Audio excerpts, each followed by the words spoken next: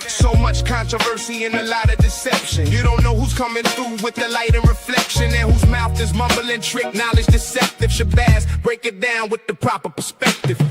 Yeah. What's going on, everybody? How y'all doing? This is your brother Shabazz. We're gonna wait a couple of seconds. We'll wait a little bit to see if anybody gonna join us today. But this is your brother Shabazz. This is the proper perspective. What we gonna do today? We still talking about some FBA stuff. There was a few technical difficulties last week, so I figured we'll just pick back up where we left off.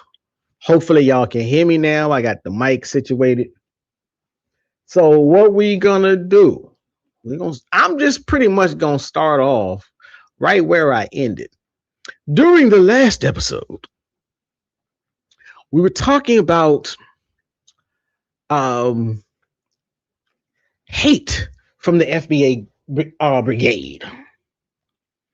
And the brother that we were looking at, the video we were looking at, one of the things that he said was, nobody got mad until we changed the name.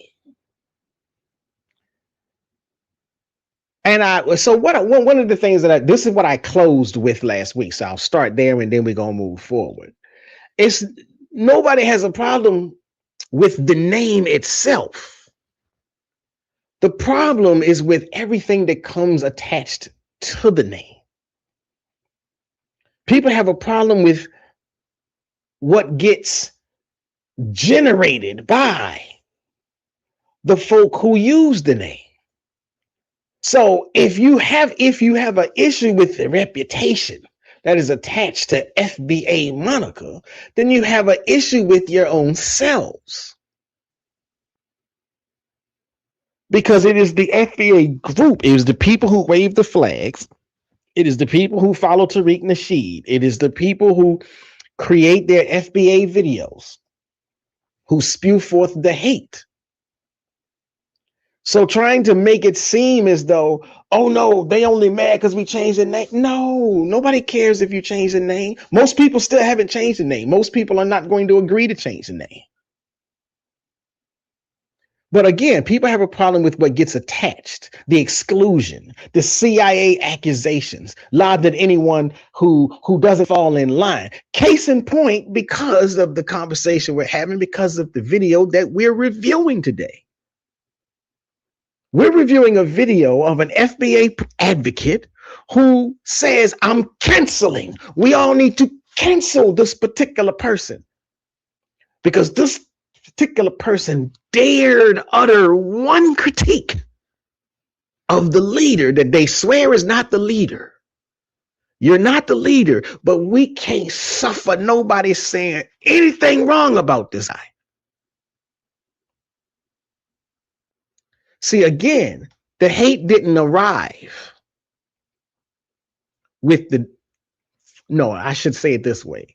The hate came lock, stock, and barrel with the new name. That's why people have a problem. Now, as I was doing, I'm going to show you the clip. Let me see, let me get that, get share screen going. Now, if you happen to be watching on Instagram or other social media other than YouTube, it behooves you to jump on over here if you want to see everything that's going on the screen. But what we're going to do is pull up this video. That is not the right one. There we go. That's the video. I don't know how that happened. Share screen. There we go. So here is the video we're going to be reviewing. And let me pull up this. So again, we're picking up from where we left off last week. So let me get to this new clip, this new section. And so what we're talking about right now is the name itself. Now, y'all know that the name African American, it's been with us for a while.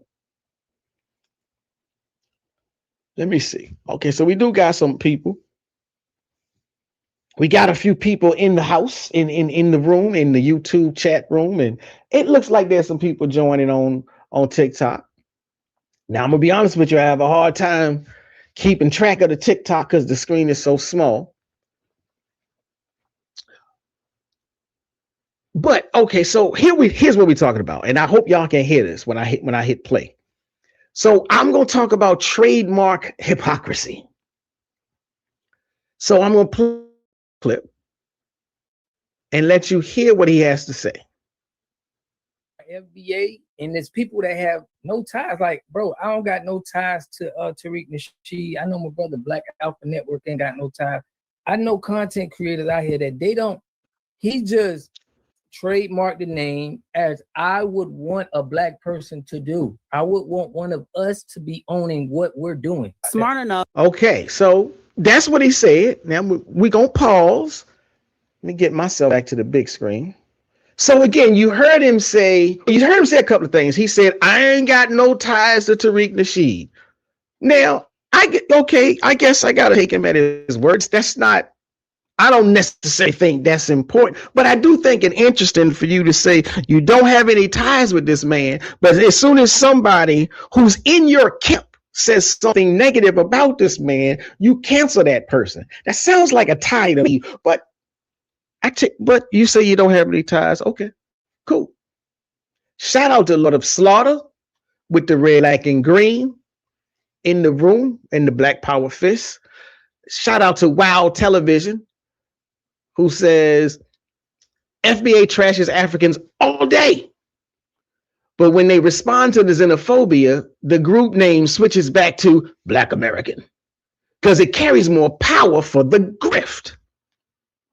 I'm not mad with that assessment because the grift is the heart of the matter. The grift is the heart and soul of the FBA campaign.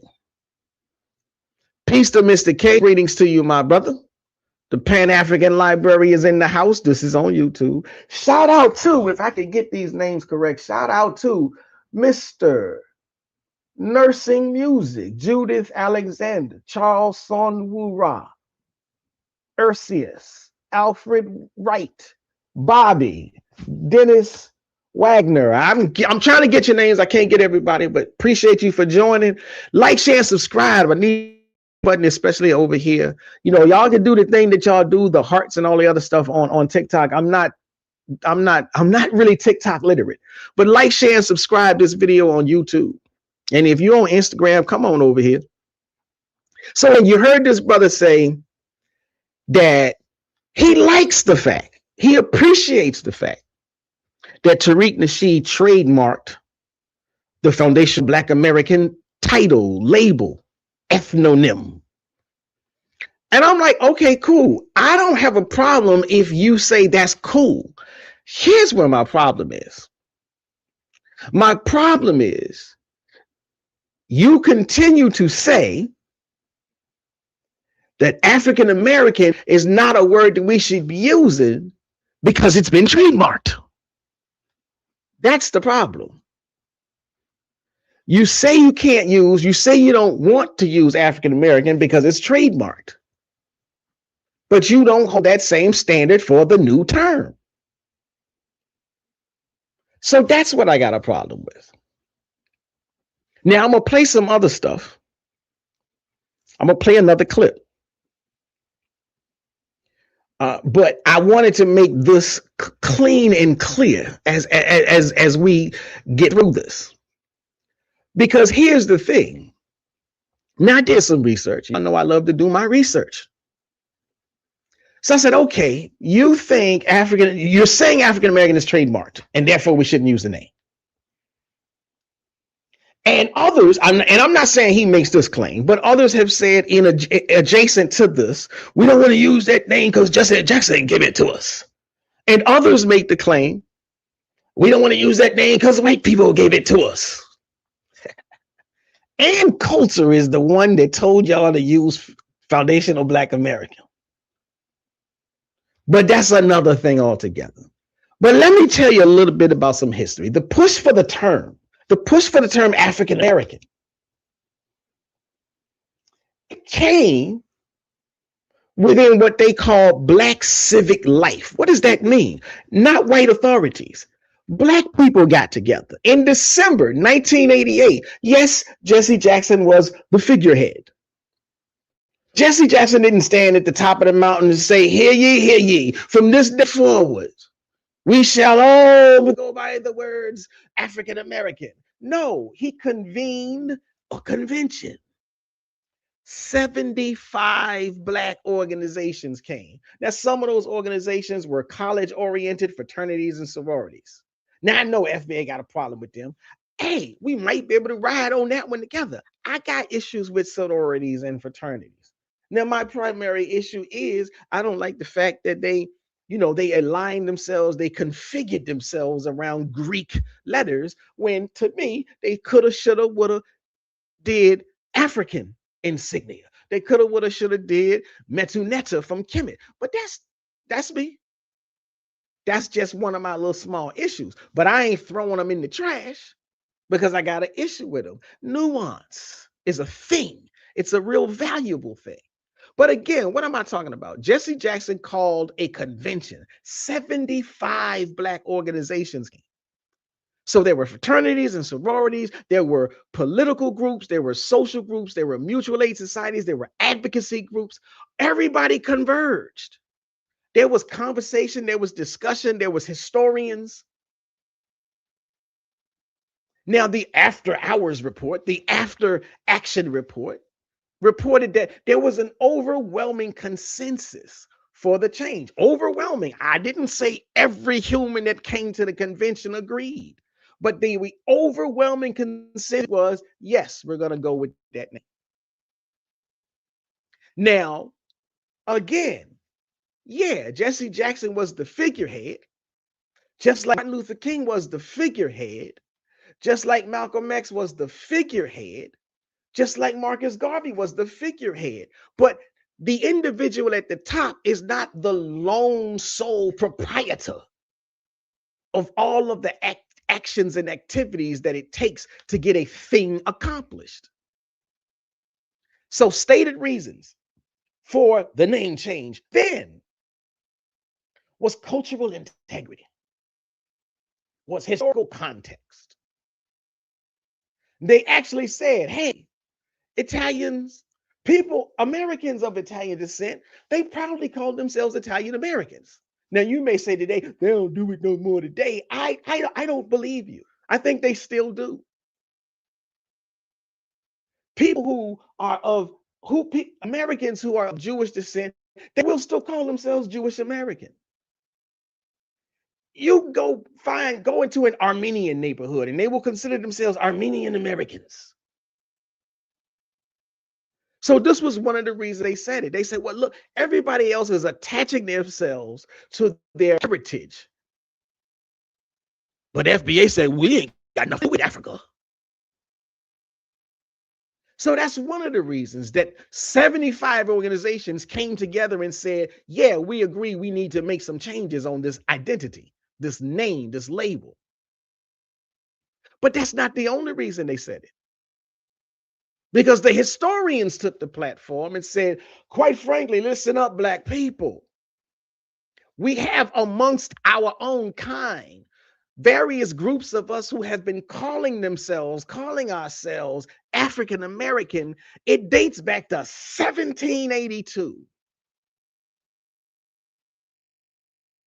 That's just a little bit over 100 years from the year they were having the convention.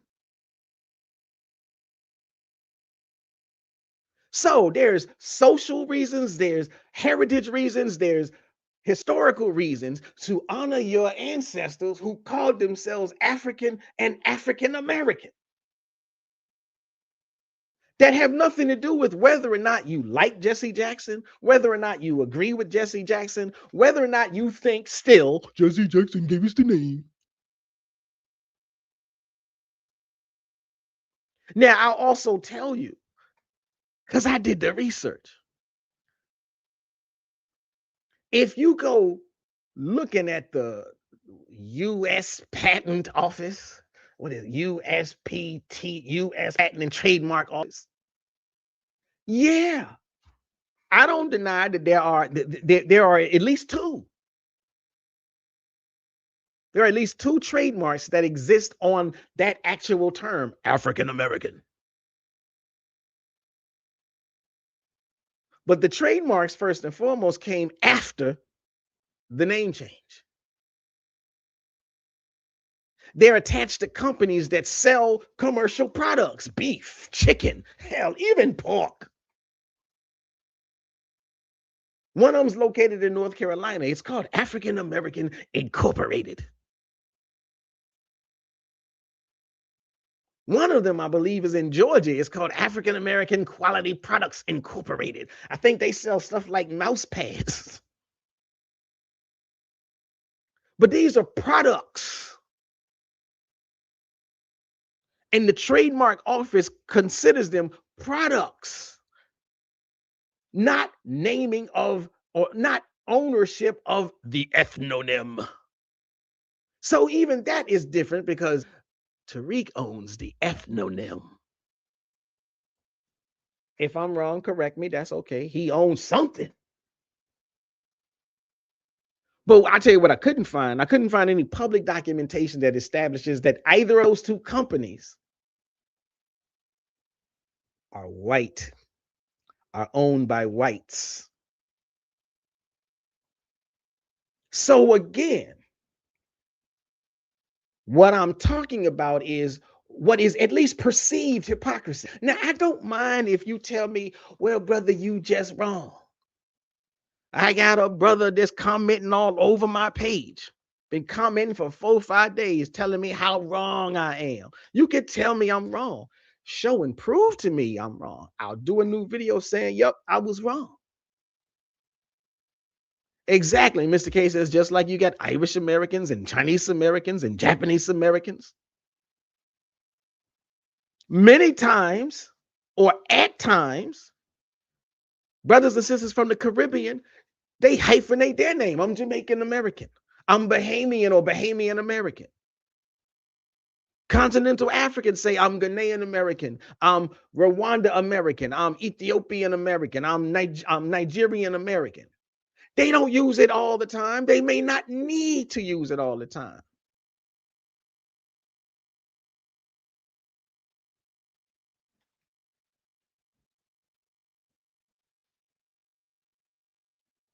Anthony is a troll. Y'all can duke it out with Anthony. He's a troll in the chat room on YouTube. Y'all can duke it out with him if you want to.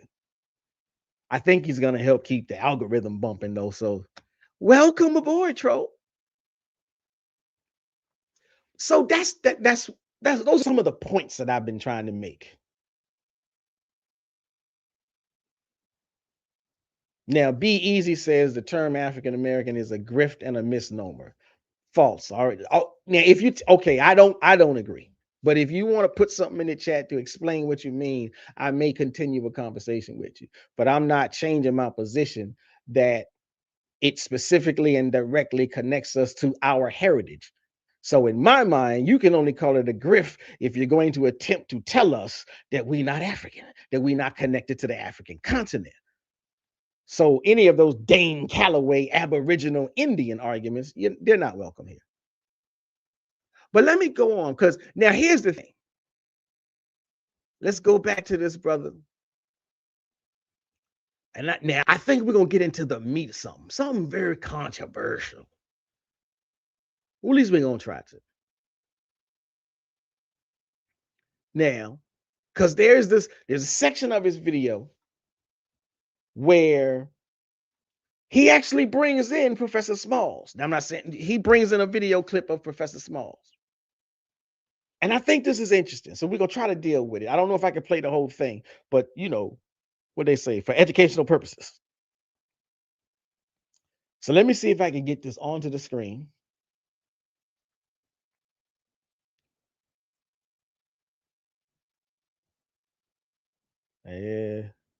Well, I guess I can't. Okay, so there we go. We got it on the screen, so to speak. Wow. Okay, so we got it on the screen. It's here some kind of way. So he's going to introduce this clip. And I think it actually features another FBA troll, O'Shea Duke Jackson. But here we go. So listen to what they're saying. Something that's important, delineation language. Now, I did not know this, but shout out to Brother George Macon over at Street Media TV. And he actually had receipts of this delineation language. Now, I'm going to pause for a second. I need to set this up. Again, you hear him saying that Professor Smalls is utilizing delineation language. Now, it's very important. Trust me, I'm not trying to put words in anybody's mouth. And so here's what I mean. Now, like I may have used a different phrase. If I was trying to make the argument that what we mean by delineation today can be sourced and surfaced and traced back to similar sounding language, although we take it in a different direction, I would have set it up sort of like that. Because what I would be trying to say is what I'm standing on is not the same as what he is standing on. But I think that his words can be applicable. Now, if that's what he means by the phrase delineation language, okay. I'm not sure that's what he means. I rather think he's trying to just slide a fast one in on you by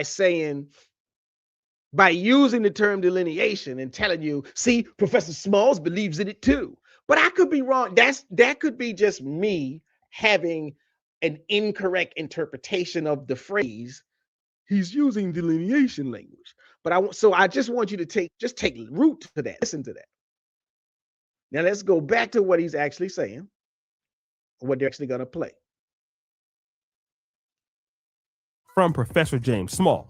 Allow people to have us deny our identity as African Americans, while other Africans come from other places and try to assume that identity for economic reasons and political reasons, and yet do not ally themselves with the African American in most instances. That those immigrant African community tend to ally themselves with the European American, not understanding what the historical relationship between the African American and the European American is, or the war. All right, I'm gonna pause it again. Let me pause it again just to make this point. Because again, even if you're buying into this idea that Professor Smalls supports delineation, even though he said he doesn't.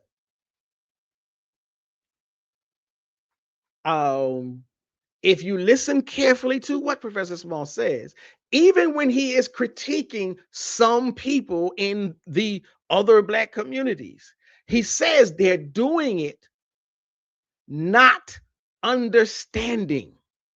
They're doing it without proper understanding. Hey, we here at the proper perspective, so we always want to make sure that we provide the proper perspective. So to me, it's very critical that even in this commentary, he's saying if they behave this way, they do so without proper understanding. And that's important because FBA don't care. But that's important because if they're doing it without the appropriate understanding, the proper perspective, the correct knowledge, Professor Smalls is the type of brother, is the type of elder who will still work with you and get you to understand what's going on. He won't throw you in the trash the way FBA do. But let's keep moving. Get it back onto the screen. Oh. Okay, so here we go. Or the cultural war and the spiritual war and the economic war and the political war that still exists between those two communities. So when you're an African from another place and you come and say, well, I can't get caught up in that, I'm here to make money, then you ally yourself with someone I'm at war with and wonder why I treat you a certain way. So you need to understand what you have just done. Besides disrespecting me in my country, something I would never do to you in your country. I would not go to Senegal and choose the side of the French against you. I would not come to Jamaica and choose the side of the Brits against you. So why would you come to America and choose the side of the white American for whatever reason, economic, political, cultural, or whatever, against me and my interests, and then tell me I'm unwelcoming to you? I welcome my friends and my brothers and sisters. I do not welcome my enemies, whether they look like me or not. Okay. So it's a good speech. Peace to Reclaim NYC. How you doing, brother? So let me get back to this big screen. Oops. There we go. So again, so you heard Professor Smalls. Now again, I'm not here telling you that Professor Smalls never critiques our brothers and sisters or ourselves. He does. He critiques all of us equally and evenly. Critiquing our behavior is not hate. That's what elders are supposed to do. They're supposed to critique us and tell us where we are behaving incorrectly. And Professor Smalls has done that on multiple occasions over the years, and in particular in reference to this FBA thing. But see, certain brothers like to, FBA folk like to still twist the words and use them out of context and misconstrue and promote their ideologies. So this is what I'll say. Even though O'Shea Duke Jackson says, see family, he's using delineation language. Small's actual words never once contained the word delineation. Delineation wasn't even a word in use. But Small's actual words don't contain delineation. They don't say delineate or any variant of that word. He talks about some immigrants who failed to ally with African Americans. He talks about choosing sides, but he says welcoming friends versus enemies. Now, the specific word, receipts, family, we need receipts. That ain't there. That's not delineation language. That's my point. Professor Smalls is not utilizing delineation language. Let me say it that way it's absolutely clear. So what I'm actually distinguishing here, let me name it precisely. Behavioral critique is what Professor Smalls is doing. That's absolutely categorically different than categorical delineation, polarization, delineation. Professor Small is critiquing a specific conditional pattern. Some immigrants who ally politically, who ally economically with white interests against African American interests. And he says, if you do that, I'll treat you as an adversary. I don't have a problem with that, because that is not saying every Black immigrant person in every Black immigrant group does it. He says some do it. So Professor Smalls is upholding the African principle, the Pan-African principle, the African American principle of reciprocity. Reciprocity based on conduct. So, and what I mean is, even for his words, his speech, his ideas, and what he's saying, it's not a gauntlet. It's not a draw the line in sand, etched in stone, always and forever. It is revocable. If you ally differently, you get treated differently. That ain't what FBA does. That ain't what delineation is. Delineation is a grift, family. Because FBA actually deploys delineation as a permanent, absolute, full stop, categorical boundary, a brick wall, a fixed identity, a fixed lineage, a distinction that can never melt. You know, we live in the melting pot. That is meant to hold regardless of any individual's conduct. If you are Jamaican, you must be against me. That's what FBA says. They don't care about your specific behavior. They use whatever is different about your specific heritage to determine whether you legally or socially can be accepted into the group. Now, what they will tell you, you don't get it. You don't understand. This is about reparations. No, it ain't, because they don't work on reparations.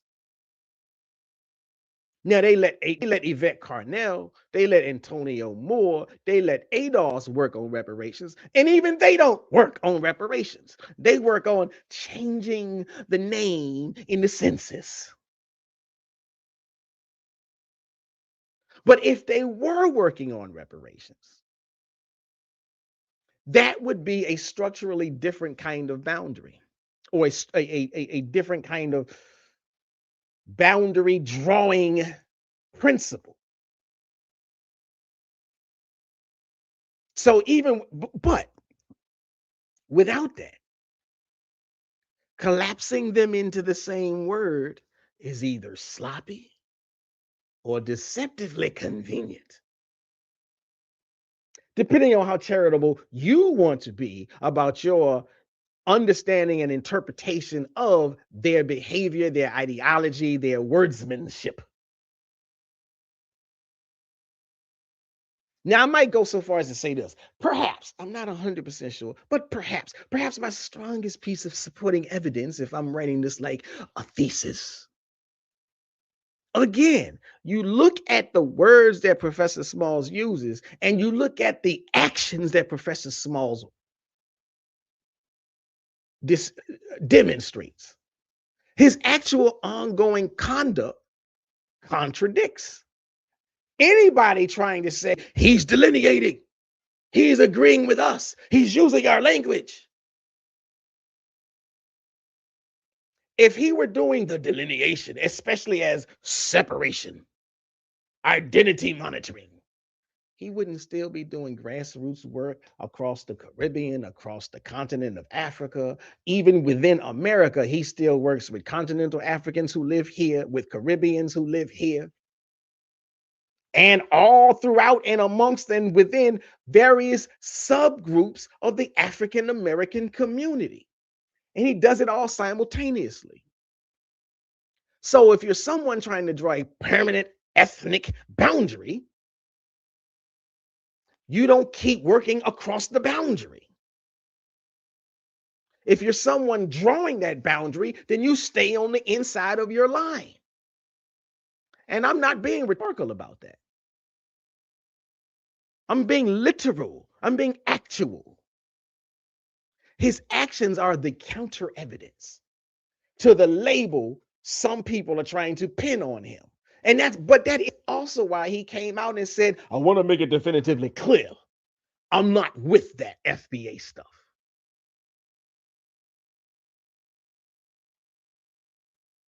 So let me see what's going on in the chat. Let's see what's going on in the chat.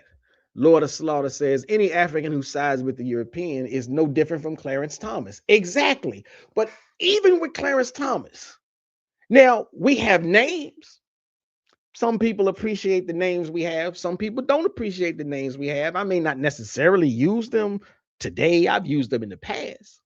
But even those names that we have, disparaging as they may be, we don't deny the fact that he is an African American. We don't deny the fact that he is still a product of the same American experiment that we are. We don't deny the fact that he comes up from slavery like we do. FBA don't do that. The minute you disagree with an FBA person, you get kicked out the group. You get canceled. You ain't FBA no more. Nobody ever said Clarence Thomas ain't African American no more. So let me see what Nick Perry is up to. Nick Perry, misconstrue this. You voted for Donald Trump. You voted for Clarence Thomas. You voted for all the morons on the Supreme Court. And now you can't vote. That's an interesting statement. I don't know if I agree with all of that, depending on who you're directing it to. But anybody that voted for Trump, yeah, you get what you get. And we all are suffering from it. It's one of the reasons I can't. It's another reason I have no appreciation for the FBA movement, because they deliberately tried to influence other black folk, 8% of black women, 10, 15% of black men to vote for Trump. Now, like this moniker, Mr. K says FBA actually stands for fascist black antagonists. I think I had another one the other day, but if it comes to me, I'll repeat that. Shout out to Shabaka. Peace for joining in. Shabaka says, Juke Jackson in Africa, hating Africans. FBA running from Africans and Africanness. All right, yeah, we preach it to the choir. Shout out to Shabaka. And Lord of Slaughter, I agree with you. FBA attacks all black people. FBA is just like Frank Zanu. Frank Zanu was from the continent. The FBA people is from America, from the African American community. Both of them ain't never seen a black group they couldn't criticize.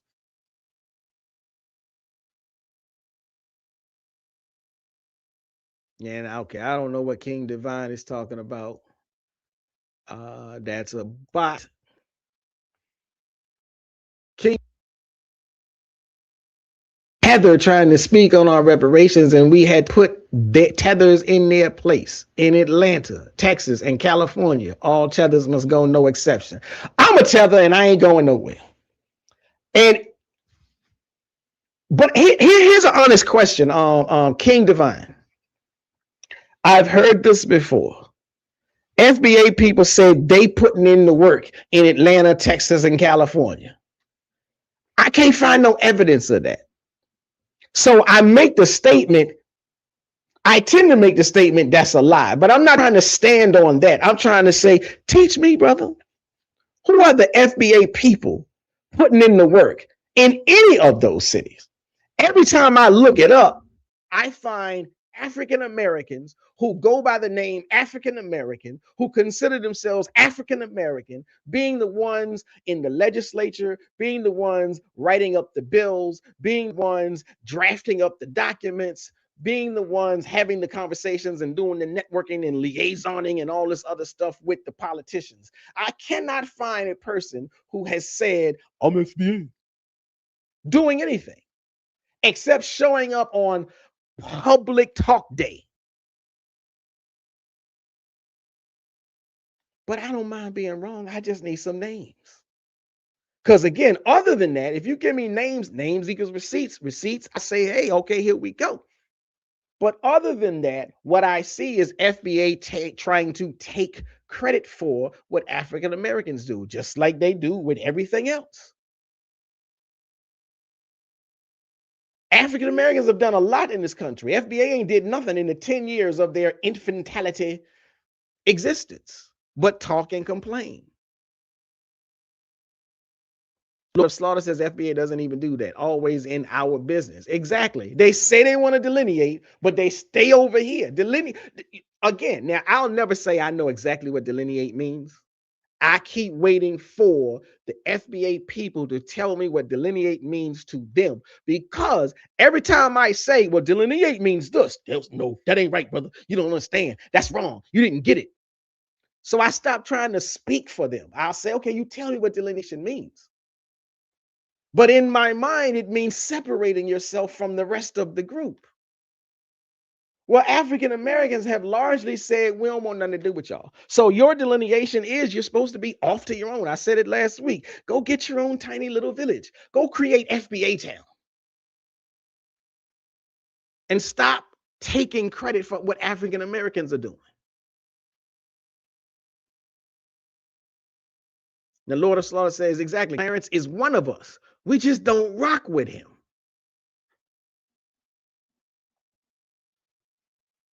Reclaimer says that's exactly what they are. King Divine, FBA only vote for the couch unless you give us reparations, land, anti-black crime, hate bill. Yeah, that's the point. That's why you're not appreciated, because you only vote for the couch. I'm glad you admit it. Shabaka says the FBA cannot exist without Pan-Africanism or Africa. What could they discuss? The FBA is compromised. They'd have nothing to discuss without Pan-Africanism. All they do is misconstrue everything. Reclaimers, so y'all putting the white man on the couch. LOL. Mr. K, how long have you been streaming, Shabazz? I'm listening to 3 live streams at the same time. Whoa, my brother. I just been up here for about 40 minutes. My Reclaimer says my OG made a video on the exact statement years ago. LOL. Ah, shucks. I wish I knew exactly one. You could tell me what that is. That's so funny how this dude legit admitted that. Reclaimer says we putting the white man on the couch because he treating foreign blacks better. LOL. King Divine, there are plenty of black Americans. I don't know what you're talking about. Yeah, there are plenty of African Americans. There ain't a whole lot of foundational black Americans. That's the cult group that you belong to. Reclaimer says that's insane logic, and Israelites are more organized than them. I will give you that. I don't rock with the black Hebrew Israelites, but they are definitely way more organized than FBA. So again, let me get back to the subject matter at hand. Because, so what were we talking about? We were talking about, okay, you know, I did all the little comments thing. Like, share, and subscribe, family. Please hit the like button. Hype this up if you got any of those extra hype points that you want to throw my way. So what I want to say is, let me try to play devil's advocate. An FBA advocate might say, well, isn't naming a group's behavior and saying, I'll treat you differently because of it? Isn't that itself? Isn't that what delineation is? Drawing a line between us and them, and the them is those who are non-aligned with us. I would say, okay, that is at least an honest question. And here's my honest answer. If you draw the line the way Professor Smalls draws it, if the line that you draw is conditional and conduct-based, not categorical, and not identity-based, then maybe you have something. It's a difference between, I don't trust people who act as informants. That's conditional. That's conduct-based. And I don't trust anyone from your ethnic group. That's not conditional. That's not conduct-based. That's identity-based. That's gatekeeping. That's line drawing. That's permanent regardless of what they do. It could be coming to help you, like the Ghanaian that rescued a black-owned bank that was about to go bankrupt, and Uncle Sam was like, we can't wait to get our hands on it. And a Ghanaian rescued that bank. It's still open today. It's still servicing customers in that black community, in that African American community that is populated by African Americans, Ghanaian Americans, Nigerian Americans, Senegalese Americans, Jamaican Americans, so on and so forth. But FBA say they'll never do nothing with us or for us. So I like point this out. I'm gonna go a little bit further with this critique. Because a lot of FBAs, the FBA energy, the zeitgeist, the cult, they like to turn around and point fingers. I'll give you an example. They want to throw salt on the name of all Somalian Americans. They get this from the playbook of Donald Trump, and that's something to take note of. They like, all Somalians are our enemy. This is what they do. This is that. Do you draw the line based on the identity, or is it based on specific behaviors? So they've been jumping up and down, talking about the Somalians are our enemy. And why? Because some of them don't think that they're black. There are Somalians that say, I'm black. I see myself as black. I see myself as African. There are some Somalians that don't. Some Somalians say, I see myself as Arabic. I see myself as just strictly Somalian. But what FBA do is say, all Somalians are the enemy because none of them want to claim the blackness. That's drawing a line. That's drawing a categorical identity-based line. That's your delineation. That's not what Professor Smalls does. Now they get out here and say, we disagree. We don't like them Somalians because they don't vote like we vote. Most Somalians vote Democrat. Most African Americans vote Democrat. FBA voted for Trump, and one group of Somalians in one city voted for Trump. They don't even align with them. Why? Because they're Somalian. Again, even when y'all interests align, you still don't like them because they're Somalian. Now, if that's your delineation, you can have that. That's why it's wrong. That's why it's bad. That's why it's harmful. That's why it's a grift. That's why it's not what Professor Smalls does. The examples just keep going on and on. So what Professor Smalls is upholding is normal in-group reciprocity. That's an African principle. That's a traditional African idea and practice and custom. What FBA is upholding is white supremacist ideology, divide, conquer. We don't need them.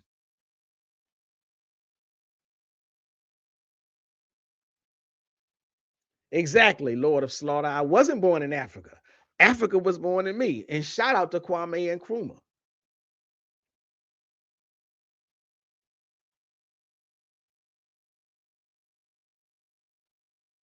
King Divine says, I know that's what I'm trying to tell them. Stop babbling and build. I could never live like that. Shout out to Lord of Slaughter for the super chat. My brother. Appreciate that. FBA left alone will be back in the field. That's where they want to go.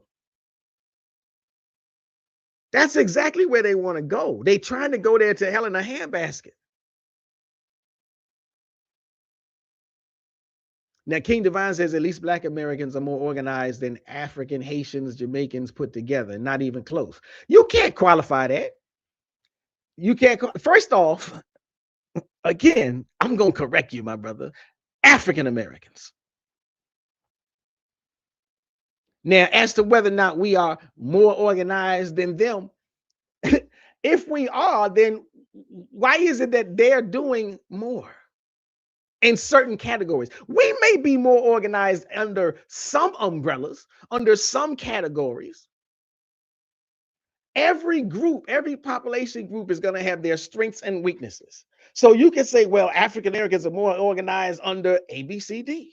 But you could also say Haitians, Africans, Jamaicans are more organized under EFG and H.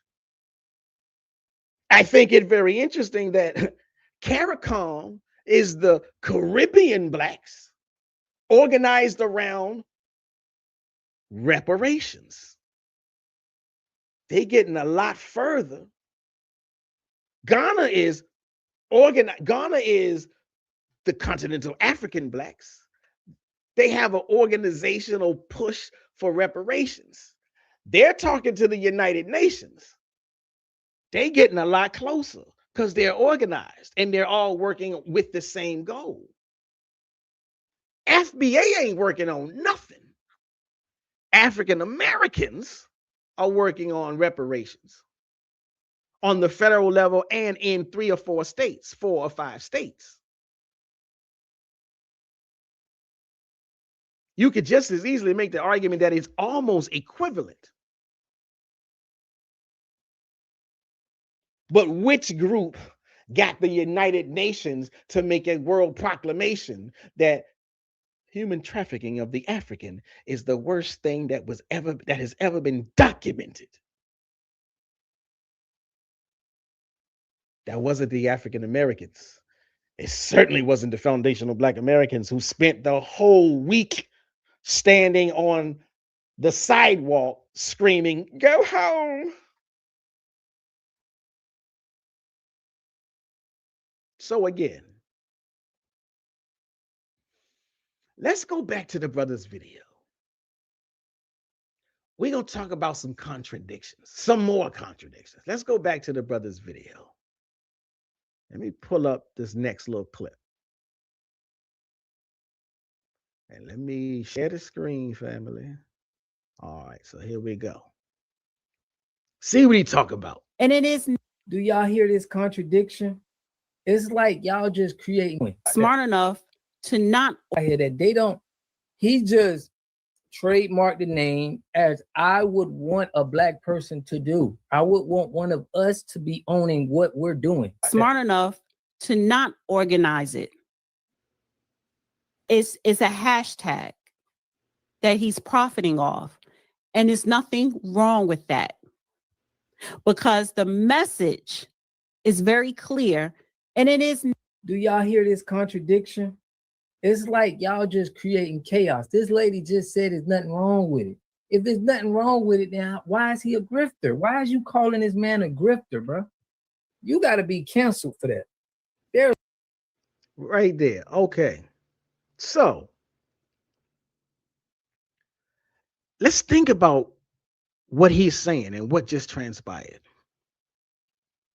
Now, Dana, and I gotta say, like I said last week, I am surprised. I'm pleasantly surprised that Dana took this approach.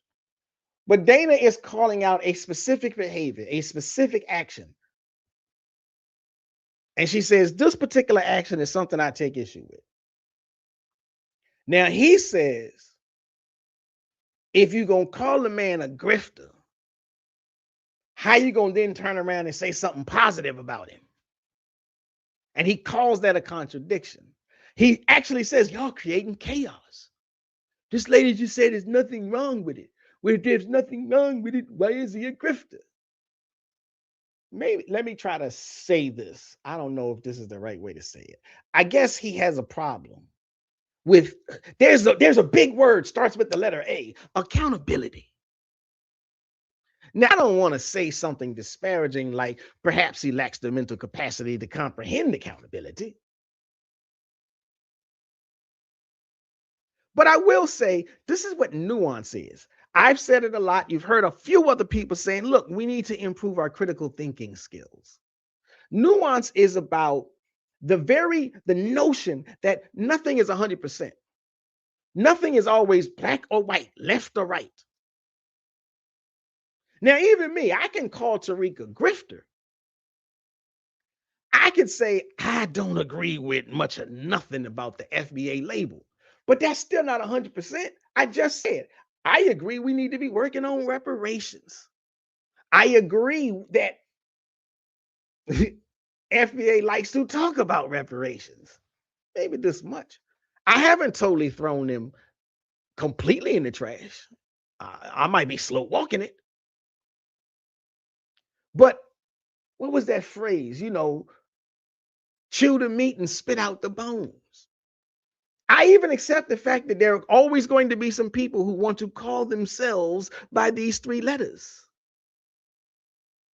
That's what nuance is. Understanding the complexity of it. Now, if you can't understand it, I mean, there is something to be said about capacities. Now, but again, she does. She repeatedly calls him a grifter. She repeatedly criticizes very specific conduct. She says the way he handled Professor Smalls, or his dispute with Professor Smalls, she called it sassy energy. And she calls him a grifter for his behavior. And she says, I don't respect that behavior. She says that behavior is sucker. But in the same breath, she explicitly endorses other elements of that man's work. Whether I agree with that or not, what I'm saying is she's exercising nuance. She's exercising critical skills, critical thinking skills. He is not. For him, you say one bad thing, you're out. You get canceled. She says she appreciates his documentaries. Again, that's her. She even says later, I'm not saying black people don't need to be repping FBA. So again, she is not disaligning herself with the FBA movement. But the FBA movement is saying, you said one thing about Tariq that's bad. You got to go. I'm sorry, family, but that's cult energy. So no matter what, you cannot dismiss the fact that Her critique is targeted at very specific behavior in a very specific dispute. She even directly says he should have said that to Professor Smalls directly, one-on-one, because they both know each other, and it's already been documented that they both got each other's phone numbers, and they talk to each other. But no, Tariq came out, CIA, came out the project. Whole scale rejection of him. Whole scale rejection of his documentaries. And all of the cult followers followed through. We gotta let him go, family.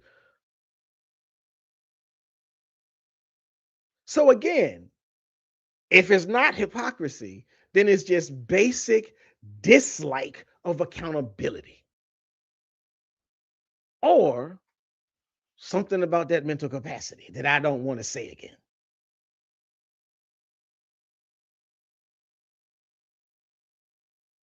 So again, let me see what's going on in the chat. Mr. K says, show the documentation of FBA being organized politically or socially or economically or culturally or legally. I think he said and, but I'll take just one of those. I'll take just one of those. Lord of Slaughter says they're crazy. Shout out to Mr. K. The super chat. Thank you for the super chat. Brother Shabazz, why not play Dana's old clip that I sent you?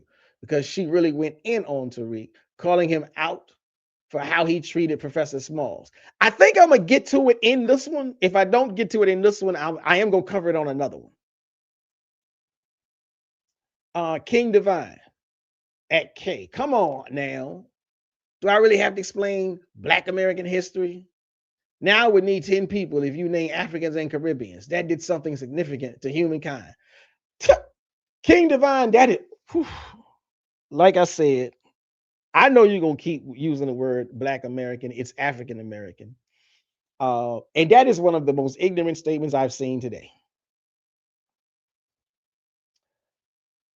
Again, and I mean, honestly, I mean ignorant in the innocent sense of the word, and I mean ignorant in the pejorative sense of the word. Now, you can just admit you just don't know enough about Jamaican history and African history.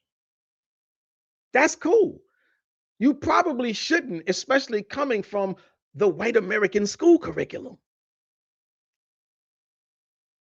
If we didn't take it upon ourselves to push and promote our own information, you wouldn't know 10 African Americans. But if you drop yourself down in a Jamaican society, if you drop yourself down in African society and you deal with the school and the curriculum in those worlds, you will see. For every 10 that you got here, they got 10 there. Saying anything otherwise is ignorant. You just lack knowledge, or it's pejoratively ignorant, which means it's deceptive, which means it's harmful, which means it's condescending. Anything else on the negative side of terminology and adjectives.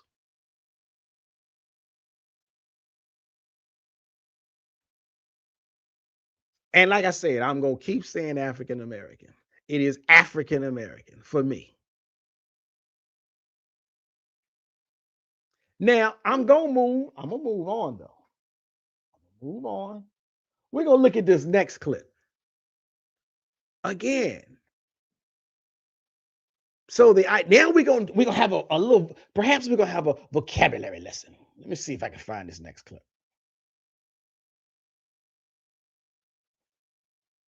So we're going to have a vocabulary conversation. So check out what the brother says. He sounds so stupid, bro. Like she shouldn't even did this video. She lost all credibility, in my opinion, by what you talk. You know, maybe that's too extensive, but the fact is that you're making money because you are a content creator. Tariq Nasheed is a content creator. He's not a historian. He's not a freedom fighter. He's not an intellect. He's not a scholar. He is a content. That's not a freedom fighter. What are you talking about? This man is he's putting in his work. You got to respect what he's doing. Oh, really? So here we go. That's what I'm talking about, family. Vocabulary lesson time. That's what we're going to start talking about. Now, she gives her own little breakdown. He is not this, that, or the other. And hey, I'm in alignment with that. And he's taking issue. He's not a freedom fighter. No, my brother, he is not a freedom fighter. So here's my question. Just when, since you like clearly he's under the impression that Tariq Nasheed is a freedom fighter. When the hell did standing on business, when the hell did getting your money, securing the bag, become freedom fighting? Earning a buck is not freedom fighting. When did these two terms get mixed up? Now look, I ain't pocket watching, family. I ain't mad at nobody that wants to secure the bag. We all have the responsibility to secure the bag in our lives in whatever ways we seem fit. Hopefully you choose some righteous ones, but I ain't got nothing to do with that. Get your money the way you feel you need to. But that's not a freedom fighter. Clocking in at 9 o'clock and clocking out at 5 don't make you a freedom fighter. Producing a documentary don't make you a freedom fighter. Abu Jamal is a freedom fighter. Freedom fighters get set up by the government. Freedom fighters get thrown in jail. Freedom fighters get tracked by the police, surveilled by the police. A lot of them catch bullets. So the notion that Tariq Nasheed is a freedom fighter, I'm sorry, but you have just drifted into some kind of is Mr. Rourke and Tattoo somewhere in your vicinity? Because you on Fantasy Island. Like I said, nothing wrong with getting paid, however you get paid. But there is an actual definition of freedom fighter. There are actual qualifications and characteristics to being a freedom fighter. H. Rap Brown, freedom fighter. Huey P. Newton, freedom fighter. They put their lives on the line for Black freedom, for African freedom, for Africans in America to have freedom, liberty, justice, and equality. The brothers who joined the Black Liberation Army after the Black Panthers, the brothers who joined the Republic of New Africa, those were freedom fighters trying to lay down stakes and get land to set up our own government. Those are freedom fighters. Calling a content creator, hey, I'm a content creator. I would never make the mistake of saying I'm a freedom fighter. That's disrespectful to the heritage, the moniker, the label of being a freedom fighter, the responsibilities that fall on you when you're a freedom fighter. It's disrespectful to the people, our own elders and ancestors, who actually paid the price of freedom fighting. So again, yes, I'm sorry, bruh. Tariq Nasheed is not a freedom fighter. That has nothing to do with the fact that I disagree with, the fact that I'm misaligned with everything that Tariq says. He's just not a freedom fighter.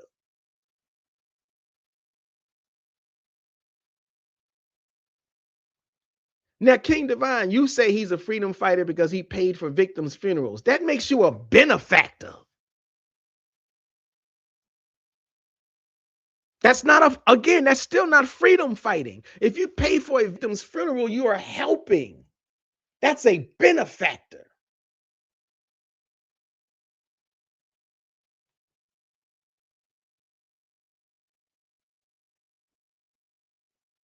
Now, King Divine says, just like Dr. Umar, people say he don't do nothing, but plenty of families said Dr. Umar helped them out.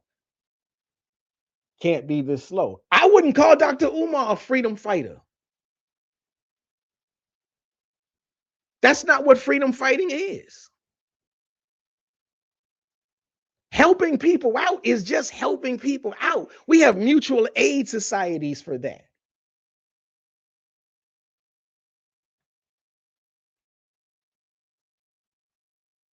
Now, Baby London says tether babble and chimped out are the two talking points of FBA. Grifter and scammer are the talking points of anti-FBA. You Negroes are divided and conquered already. Well, I almost would tend to agree with you. I can't help but say that it was the FBA that manifested the division. But that's also why I would say, as long as delineation means retreat to your own small little camp and be left alone, go ahead.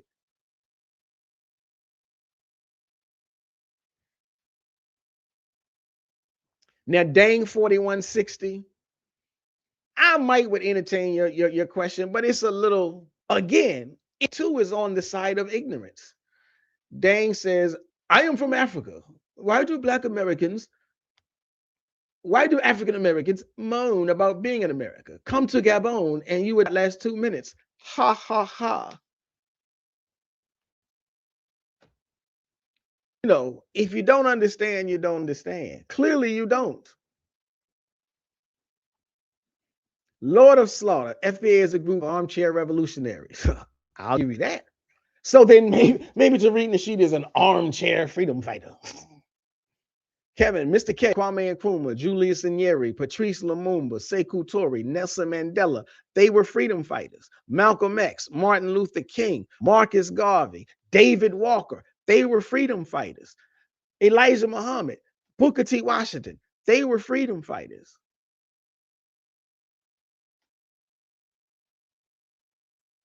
The Black Panthers were freedom fighters.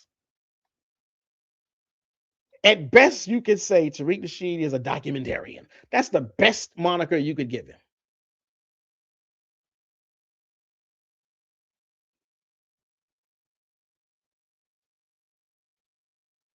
So let's move on, especially since people are still tripping over the term African American, Black American.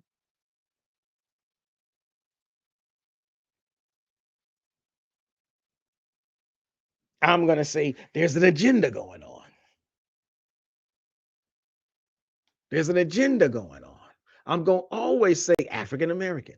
I'd rather say I'm African in the West. I actually say that privately, but you know, I'm gonna skip it along and say African American. But let's jump to this agenda thing that goes on. Let me see if I can get that position.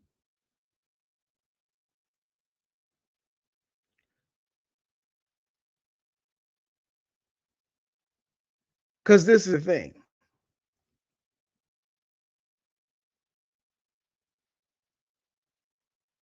Okay, so we get that together. Let's add this to the screen, to the stage or whatever. So check out what he says. When it comes to having an agenda. Term down that we're gonna stand with our own. But y'all trying to attack the man, it shows me that y'all got some kind of agenda. Creator. Yourselves. See, when you call yourself African or when you call yourself any of them terms that somebody else gave them that term. It's okay that we want to respect somebody that's holding our term down that we're gonna stand with our own. But y'all trying to attack the man, it shows me that y'all got some kind of agenda. Creator. Down that Okay, so again, this agenda thing. Here's what's funny. And I think I already said this. I may just have to repeat my whole spiel about it. But he says, y'all trying to attack the man. That shows me y'all got some kind of agenda. If truth be an agenda, then I have an agenda. He says, again, he's making reference, we don't want the term African American because somebody else gave it to us. Now, I know what he means is somebody gave it to us, and I already talked about that. But he says somebody else gave it to us. I'm not trying to be technical, split hairs, I'm not trying to do gotcha, but somebody gave everybody a name. Everybody on this planet got a name that either came from themselves, their name, somebody. So that's a little bit nonsense, but okay, but you being too technical about it. I already said, I already showed, I already looked into the history. We gave ourselves that name. We gave ourselves the name African American. Remember, I said December 1988, Jesse Jackson called 75 organizations. The historian stood up and said, we've documented it as far as back as 1782. No white people involved in that. So what's the agenda? The agenda is the truth. Again, see, you can stand on this as a fact. I want a new name. Why? Just because. Can't nobody disagree with you. You have a right to come up with a new name. When you say, I want a new name because the one we got came from white people, false. The agenda is truth. I want a new name because Jesse Jackson gave us that name. False. The agenda is truth. The historian said, the historian shown, we've been calling ourselves that since the 1700s. Documented. Now, typically, there's a rule in history that says when a thing gets into the documented record, that usually means it's already been there in oral tradition for a longer period of time. If you don't want to go by oral tradition, if you don't want to go by that historical metric, again, 1782, termed up by us, not white people. So the agenda that we have and the agenda that FBA have are polarizedly different. FBA wants to push a false narrative. Now, I can't tell you if they know they're pushing a false narrative. I can tell you they do not seem to appear to be demonstrating any type of research objectives or activities. Tariq said it. Gotta be true. Tariq said it came from white folks, so we ain't gonna use it. Nobody think, look it up. Well, who's the white person that gave it to us? Tariq said it came from Jesse Jackson, and you go deny 100 years, almost 100, or a little bit over 100 years worth of people, worth of black people saying we're African American. You're going to deny the 75 civic organizations that came together and said we're African American.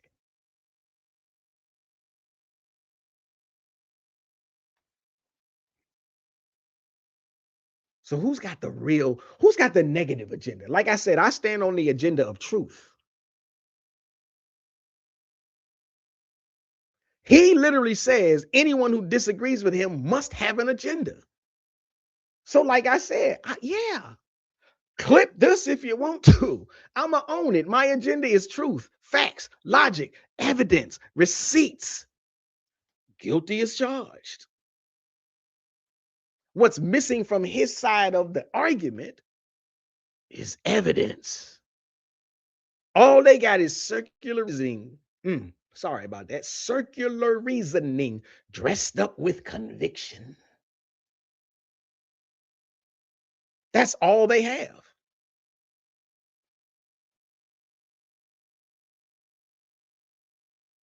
So let me see what else is going on in the chat. Let me see. What did I miss? Social workers. So Dang says, it's not Dang. Avoid Kevin, Miss K. Okay, so here we go. All right, I'm not reading negative comments.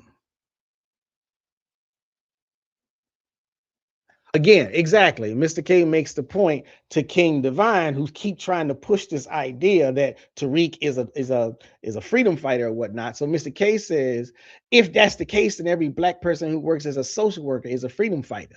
If that's the case, every black person who works as a teacher, every black person who works at any job that you have is a freedom fighter. If that's the way you define it. Well, if that's how you define it, okay, again, Kuti Chagalia says you have the right to define your own terms. Just know you're destroying the value of any definition whatsoever. Now, avoid blackback. See question, what is an Afro-American? Thanks for the troll. Lord of Slaughter, yes, there's definitely an agenda. They are using it in South Africa too. Exactly. The real official agenda is divide and conquer. The FBAs are working the white supremacist playbook, and whatever you call it, the March and March, the Operation the Doula, whatever her name is, Jacinta Zuma, it's all the same zeitgeist. Now, Dang says, I am African, Black America is not African. No more, you're an American here in Africa. We don't see you as being African. Okay, Dang, we don't care. Here's the thing. I never cared what a continental African, if that's what you are, sees me as. As long as I don't even need Kwame Nkrumah to stand on what I'm saying. But since Kwame Nkrumah has already said it, I am not an African because I was born in the continent. I am an African because the continent was born in me. I don't care how you see it. That's no different than from whether or not I care how racist white people or white people in general see me. White people said that we were 3/5 of a human. I don't care that that's how they see me. Their optics, their opinions of me is none of my business. Science says I have African DNA. That's all I need. King Divine says social workers do not pay for people. Social workers do not stand up for your rights. Social workers do not educate the people. That's actually not even true. South Africa was still under colonial rule when Nelson Mandela was in prison.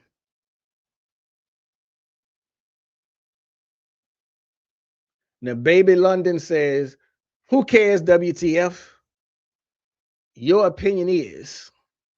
Now, Baby London says, I am a freedom fighter. The fight style has changed. Even the enemy has changed from the others to our own. Okay. I agree the fight style has changed. I don't know what you do to consider yourself a freedom fighter. So I can't criticize you until I have more knowledge about you. I'm criticizing people who think Tariq Nasheed is a freedom fighter. I disagree with that label, and I disagree with whatever you use as the definition. But paying for somebody's funeral don't make you a freedom fighter.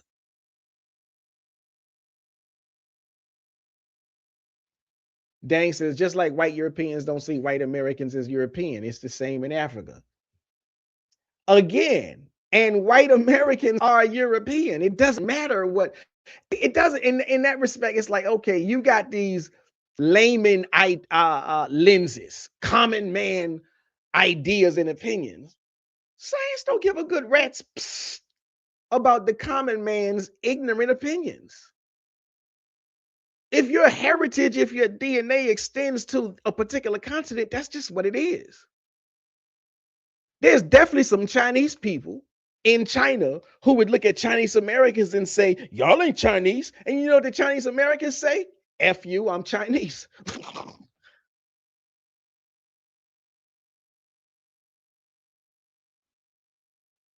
So again, let me see what Wow Television. FBA talks like they have an army with thousands of nuclear weapons. They don't even have 1,000 picket signs.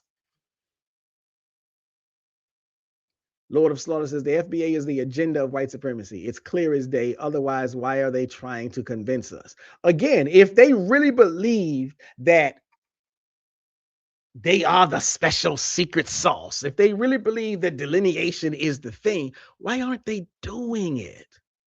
You see, when Black Muslims got together and said the best way for us to move forward is to come together as Black Muslims and work in our communities, that's what they did. They formed their own organizations and kept working for Black Muslims. Black Hebrew Israelites think that the best way to move forward is to form their own groups and work within their groups. FBA is like the crazy, fanatical, what is it called? Jehovah's Witnesses of the subgroups of the Black community. They just think we win when we go knock on doors.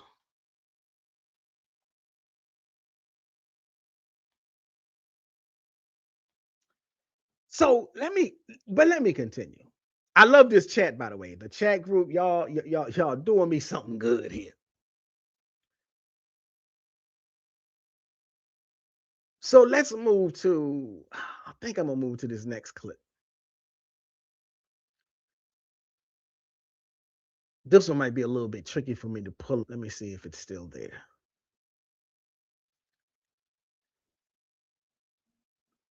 Okay, so here we go. All right, so we're gonna pull up this next clip. Check out what the brother has to say. He did not even say Tariq Nasheed. James Smalls disrespected the lineage with what he created. To say that FBA, right, has some CIA in it without no proof, you can't say nothing. You just guessing and you trying to pull from somewhere where you ain't got nothing. You just trying to say that it's some kind of CIA involvement. That's wrong, bro. That's disrespectful. You feel me? That's very disrespectful. That's just like, bro, it's disrespectful in the street. If you in the streets, bro, and you ain't never told on nobody and you been a stand-up guy and you got a bozo that's gonna say, bro, I don't know, man. I think he the police, bro. He the police. And you ain't got no paperwork or nothing. You deserve that's out of pocket. That's disrespectful, bro. All right. So y'all heard the argument, y'all heard the comments. You heard what the brother was saying. Very interesting. James Small disrespected the lineage with what he created to say that FBA has some CIA in it. Let me say this. And y'all might, like, of all the things that I have said today, I'm pretty sure even some of the brothers and sisters that view themselves in alignment with me as a Pan-Africanist or African-centered thinker or whatever, y'all might disagree with me on this. I don't know. But let's slow down on this one.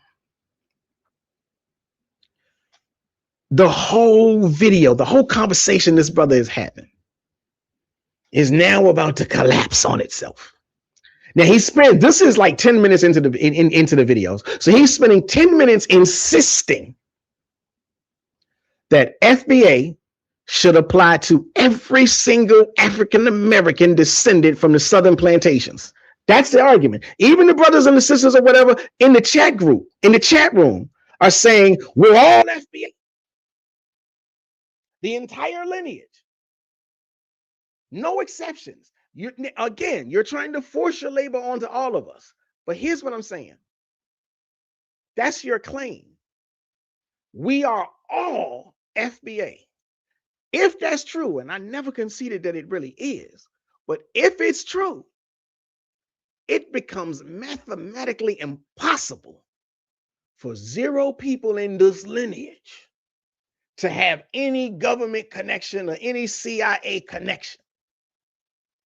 It can't be done. You can't have it both ways. If you lay claim to every single last one of us, some of us work for the CIA, point blank. Again, I like to bring up this example. Clarence Thomas is African American. He sits on the Supreme Court. If FBA equals the whole lineage, then some of that lineage includes Clarence Thomas and other workers for the government. That's not even an insult. That's basic population math. See, you can't build this movement. You can't build a label that's meant to cover an entire ethnic group and then get shocked when someone points out, well, the group is not a monolith. There are people in the group who might do some things. Like Professor Small said, there is some CIA elements within the group. So whether you consider the group all of us, like you two trying to do, or you consider the group just that little small, teeny, tiny village, that subgroup,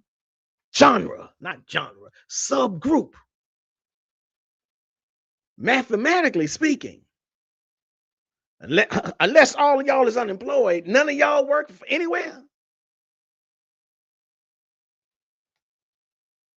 Now, I know, an FBA devil's advocate might say, hey, well, this argument cuts both ways. He might say, well, thank you for making my point. That's exactly why some of us want a more defined, vetted category instead of one applied to literally everyone indiscriminately. That's what you might say. But again, I would still say you're trying to have your cake and eat it too. Because if the answer is we need a more defined, vetted subgroup, then you got to say what the vetting standard actually is and who administers it and how someone gets excluded. Now, once you've said that, once you've committed to that, you're committing to a subgroup. Not all of us. Now, you like to say that there is no such standard, even though there is a standard. It's applied to the entire lineage rhetorically, and then it's narrowed selectively whenever it's convenient. It's all of us except Malcolm X. It's all of us except Jasmine Crockett. It's all of us except Dana. Dana ain't one of us no more because she dared to criticize the leader.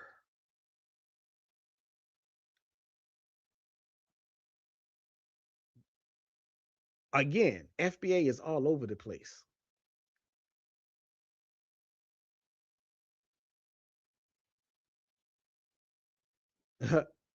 If you make negative comments, shout out to Baby London, then you should read the positive responses to your negativity.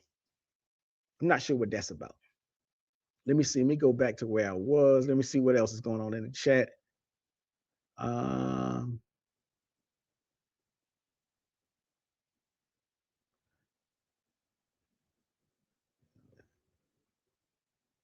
Lord of Slaughter says the FBA is the agenda. Oh no, I've said that. Yeah, okay. So go down some more. Exactly. Lord of Slaughter says go be FBA by yourself because we not interested.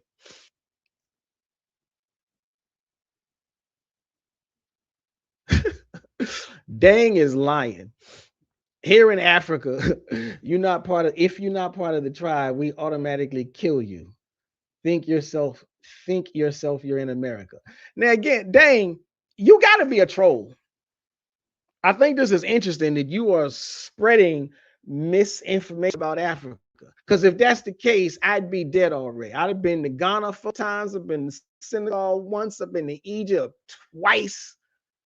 I got cousins that's been to Kemet. I got uncles that's been to South Africa. I got friends that's been to Nigeria and Cameroon. Like, I know people that's been all over the continent. We don't never come up dead. We clearly not part of the tribe. You sound stupid. I don't know if we're even African. I don't know if you're continental African or some, white person cosplaying. And that's false.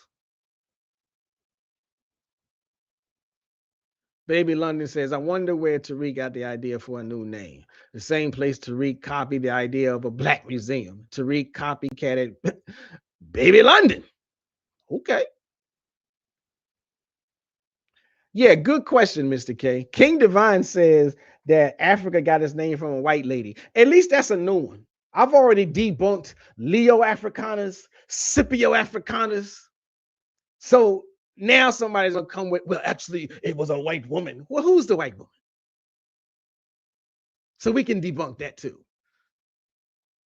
Lord of Slaughter says, proper perspective, you see the game in South Africa using a beautiful woman to lead an anti-African movement. Yeah, I do see it. I mean, I understand why you call the woman beautiful. I get that. I ain't gonna disagree with that. So King Divine says, Franklin Douglas, we are Americans. We are not Africans, we're British Americans, European Americans, and African Americans, but our home is here and our destiny is here. Okay, well, I disagree with Franklin Douglas. So, okay, cool, you got a quote, because Malcolm X said, we are not Americans. We are people that used to be called Africans. We are people who are African Americans. Now, I don't know who Franklin Douglas is. I might look it up, I might not, but I can't imagine his authority being more credible and respectable than Malcolm X. But I mean, I could learn something new. Let's see what else is going on in the chat.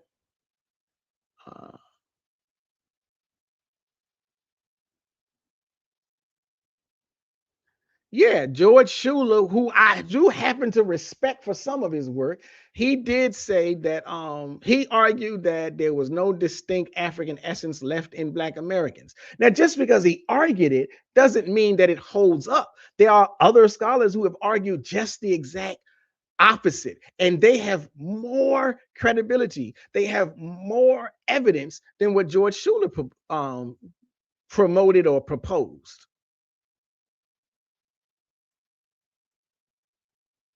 So let me see what else is going on. You know, I am gonna try to I hope I can come back and copy these comments, because I'm gonna try to track that. That might be one of my new projects, to line up all of the thinkers in history who have said we not African, and line up all of the thinkers in history who have said we are African. I wonder how many more is going to be on which side, or if it's going to be dead even. So let me see. Now, the next thing,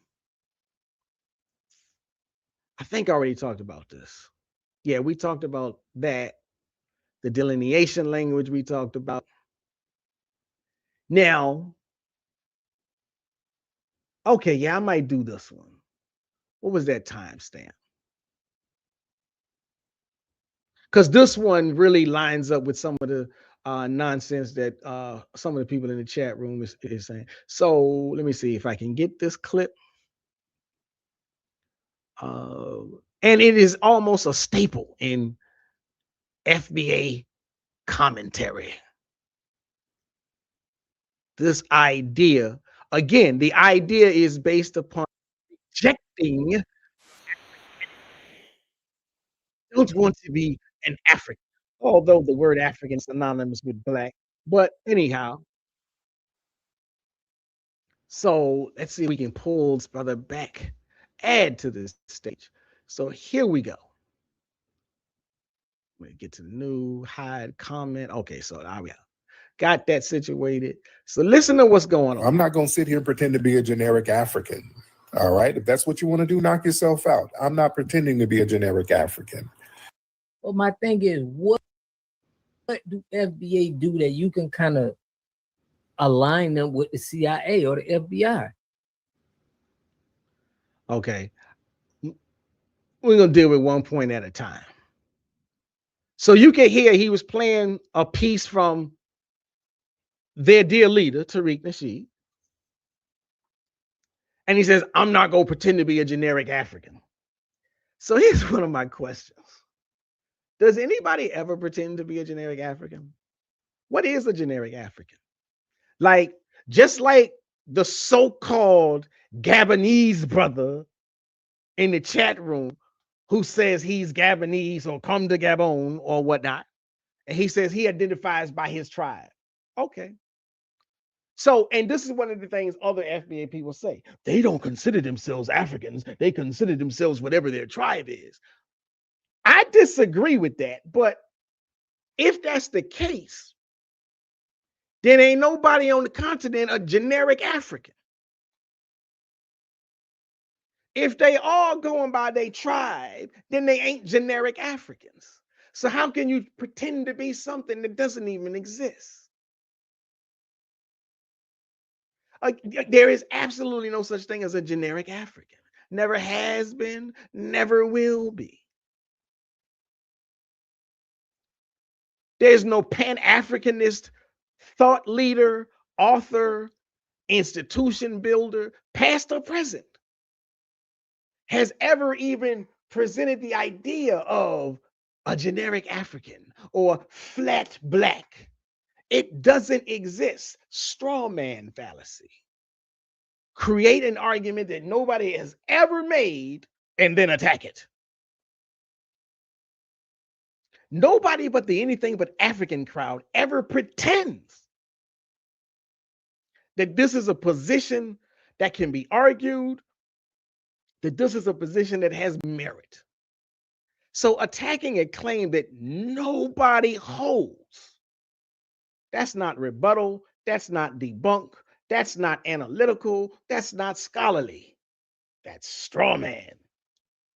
That's inventiveness.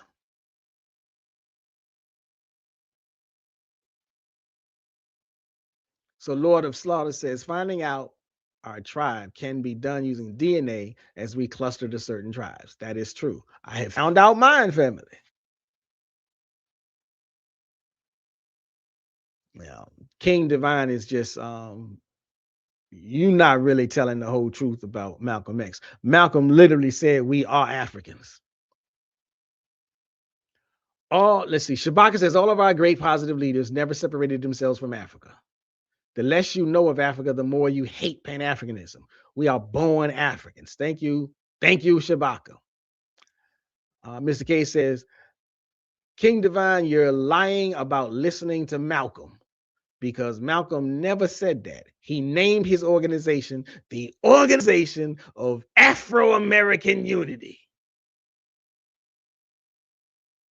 Now, how you gonna, like I said, see, a lot of times FBA proponents and advocates, they like to throw things out that sound good, but they never can hold up to the test of time and scrutiny and evidence. Now, Curtis Shines says, the only difference between Black Americans and Afro-Caribbeans is where their enslaved ancestors were dropped off. We all share the exact same roots. Thank you. Professor John Henry Clark said it as well.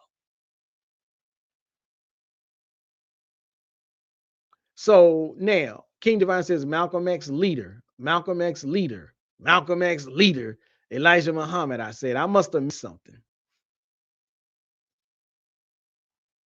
Lord of Slaughter says, oh, Skinny Joe, there is a domestic doofus. He doesn't understand how we directly threaten this economy.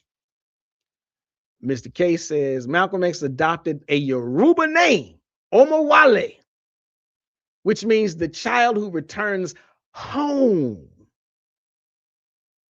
Home. Based on his African trips in 1964. You can't go home if you ain't African. Mr. K says Tariq not a freedom fighter, and he's not an activist. He's not a lobbyist. He's not a delegate. He's not an educator. He's a content creator, plain and simple. And I'm like, look, there's nothing wrong with being a content creator. I'm a content creator. I'm not trying to grab any extra titles. I used to be a teacher. I used to be this. I used to be that. Right now, I'm just a content creator. I might say, hey, I used to be an author because I wrote a book and published it. But I'm not jumping through hoops to try to grab some titles that don't belong to me. CCN Sword says FBA equals FBI. Lord of Slaughter says Afro is synonymous with Africa, clearly, and with the funny emojis. King Divine says we are not the same. We created and invented over 5,000 patterns. Tell me any African or Caribbean that did something significant to mankind that benefit all people more than we have. You know what? I may take this on as my own little separate project so I can have like the slew of facts that I can drop. It's a stupid question. It's an ignorant question. And I mean ignorant in the innocent term, in the innocent sense, because when you lack knowledge, when you don't know, you just don't know. But I also mean it's an ignorant question in the pejorative sense.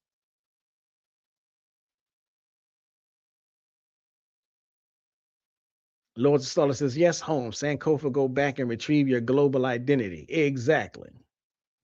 So now I'm gonna get back to this parts of this video.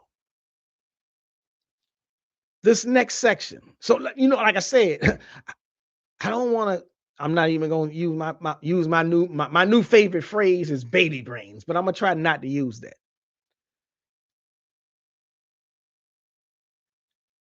I will give this brother some credit.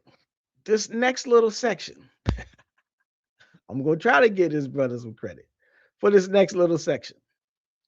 So y'all listen to what he says. I don't see nothing that. Well, my thing is, what do FBA do that you can kind of align them with the CIA or the FBI?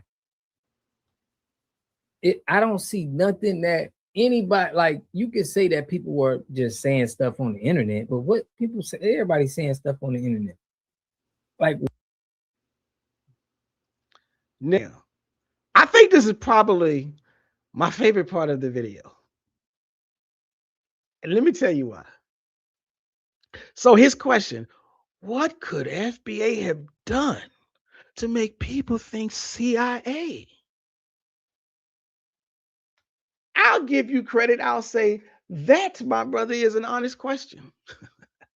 Here's an honest answer.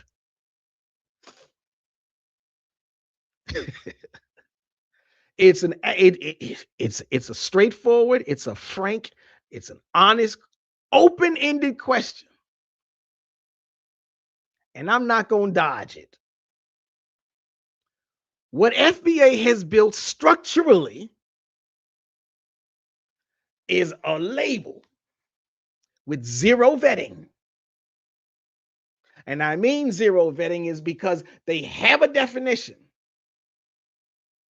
If you were born here, it came here before 1965, because again, in their definition, if you're an immigrant black and you came here before 1965, you're still in the foundational Black American. But then when they find out your political affiliations with the Democrats, you're not foundational Black American, even though you've been here since before 1965. So they don't really have vetting. They have zero organizational accountability because they openly say, we're not an organization. They have complete open access and a complete closed door policy. Anyone can claim FBA. There are brothers on YouTube who claim FBA and no, they don't fit any of the definitions, and they still claim FBA, and FBA still promote them because they promote the ideology. But that ain't in the definition. So they can monetize their channels. They can speak in the name of FBA with no gatekeeping at all. But the second they say something FBA don't like, you're no longer FBA. That is precisely the profile that gets exploited historically. Malana Karinga's organization, US, wasn't infiltrated because it was secretly evil, although FBA might have you believe that. It was infiltrated because it was a real organization with real structure that could be manipulated through informants.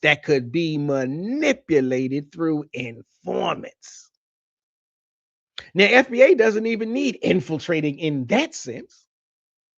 They already wide open. Anyone genuinely worried about government exploitation should be raising exactly this concern. A hashtag. It's a hashtag. You got it wrong, my brother. We're not an organization. We're a hashtag. With no membership control. That's the easiest vehicle imaginable for bad actors, opportunists, grifters to operate under. And I'll go one further. I'll go one further. One of the things that is the calling card of CIA. What could FBA have done to make someone think CIA? One of the calling cards of CIA, of COINTELPRO, of agent operations is confusion. Things that stir up trouble and animosity and antagonistic beefs amongst people who, if otherwise were united, would represent a significant threat to the governmental schemes of empire and exploitation and capitalism. So that alone would suggest, well, what did FBA do that would make someone think CIA? Everything that come out your mouth.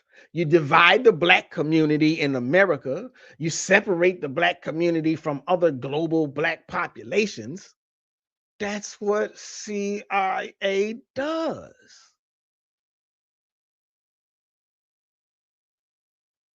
Now, Pan-Africanism is practiced by people like Professor Smalls, runs through decades of institutional vetting, credentialed academic positions, elder councils, like the 75 organizations that came together to discuss what shall our name be, not one documentarian with a bad background of being a pimp who says we need to change the name. Pan-Africans have documented organizational lineages, the Organization of African American Unity, ASCAC, and I can't remember what ASCAC stands for. Decades of public record. FBA has none of that. They don't have a ladder. They don't have a chain of connections. They don't have a scaffolding. They don't got no well, they got one elder, Tariq Nasheed, no council, no credentials. There may be some coming in the future. There's no institutional memory. That's the actual distinction. It's not that open movements in general are risky. It's that this one specifically has zero guardrails. None whatsoever. Black Lives Matter was open-ended. Black Lives Matter was decentralized. They still got a lot of stuff done. Now, you could say, oh, well, we don't like them. We against Black Lives Matter because they were standing up for the gays. I don't care. They still got organized and they got their objectives done. That's here. They still got organized and they got their objectives done. Well, Obama signed legislation for them, and he didn't sign nothing for us. We didn't organize. We didn't demand. There was a constant conversation in the Black community. Should we push him harder? Should we let it ride? Should we push him harder? Should we stick it to him or let it ride? All 8 years. The LGBTQ plus community said, knock, knock. We here for our papers. Everybody pressed hard except for us. So it's not even his fault. I don't even like him that much. It's not his fault that he didn't sign something for us. It's our fault because we were too divided, just like we are now.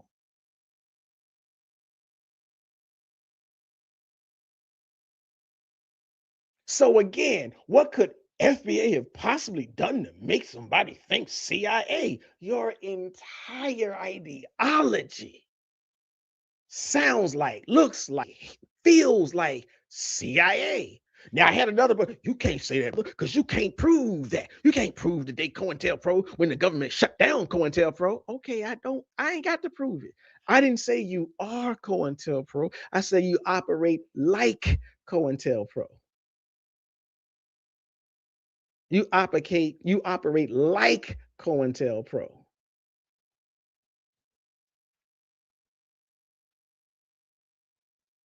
So let me see. What's the next section? What was the next? So again, I mean, I don't necessarily need to play that. It's the same thing because later on, the brother and Tariq, they both say, people trying to claim to that generic African thing. That's an escape hatch from responsibility and power. Really though? So okay, let's follow the logic all the way through. You follow the logic all the way through, and it means so if you're a Pan-Africanist, or if you consider yourself an African, like I do, African in America, or African American, you're trying to cling to. You're trying to cling to this African thing. And that means that you are trying to use an escape hatch from responsibility and power. So what that means is, if you've been fighting for African Americans without the term foundational Black American, you trying to use an escape hatch.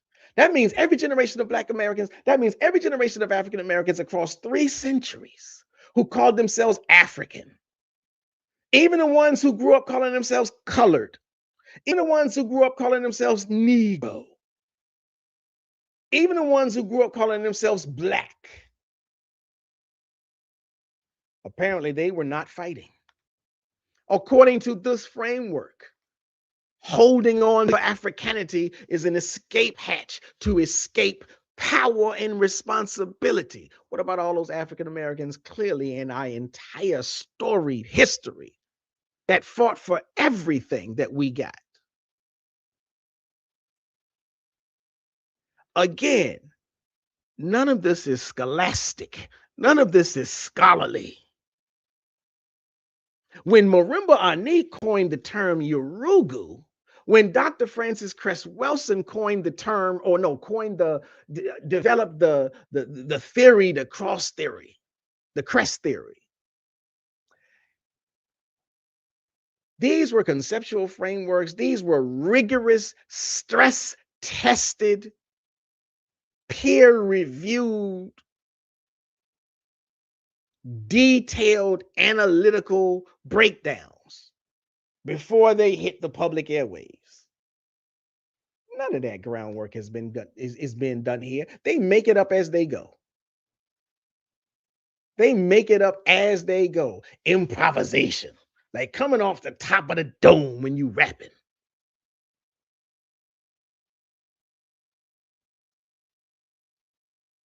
Now I'm gonna get to this next clip. I'm gonna get to this next clip. Play this. Where is it? Okay, it's coming along, family. So here we go. So here we go. Let's add it back to the stage. In power. You see, when you acknowledge that you are the foundation of this country, and that you are foundational Black American, and that you owe homage and respect to your lineage, now you got responsibilities. You got to step up and protect your lineage. You got to start setting standards. You got to get out here and put in some work, which is what a lot of our young folks are doing out here with lineage-based advocacies out here. All right, now, and you can see the brother Watergod. Yes, sir. Just like a cult number. Just yes and everything. But this is what I want to say. Again, every serious generation of African Americans has already acknowledged that we built this country. We've been saying that for as long as we've been here.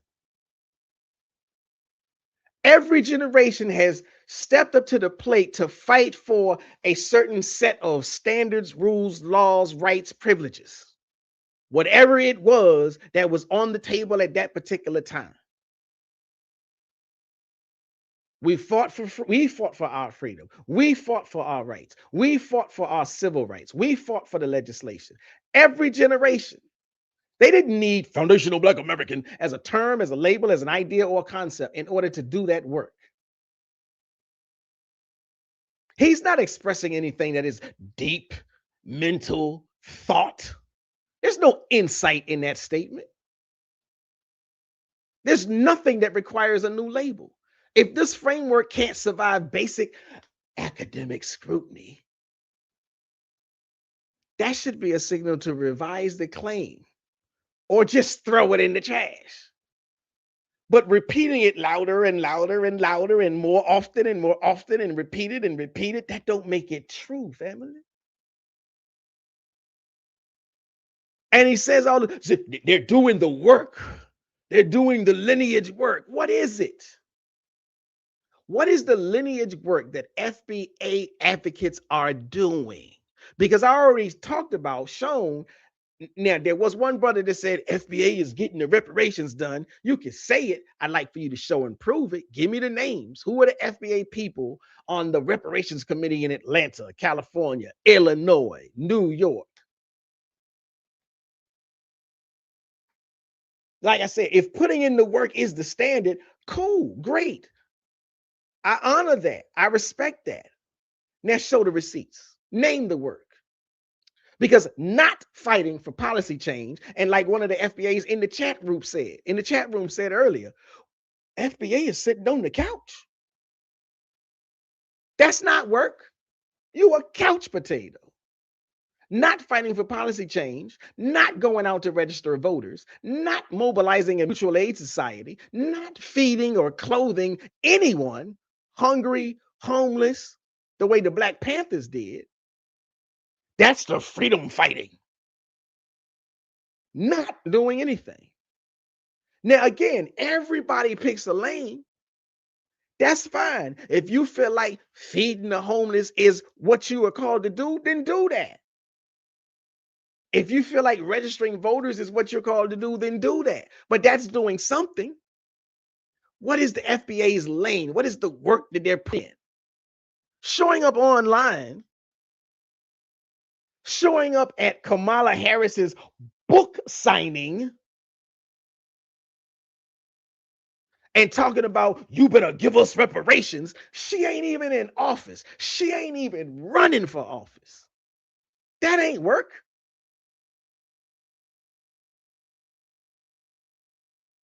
There's no work in that. That's distraction. That's that confusion that CIA operatives do, that the brother says, well, what could FBA be doing that would make someone think CIA? Showing up at a book signing asking for political policy.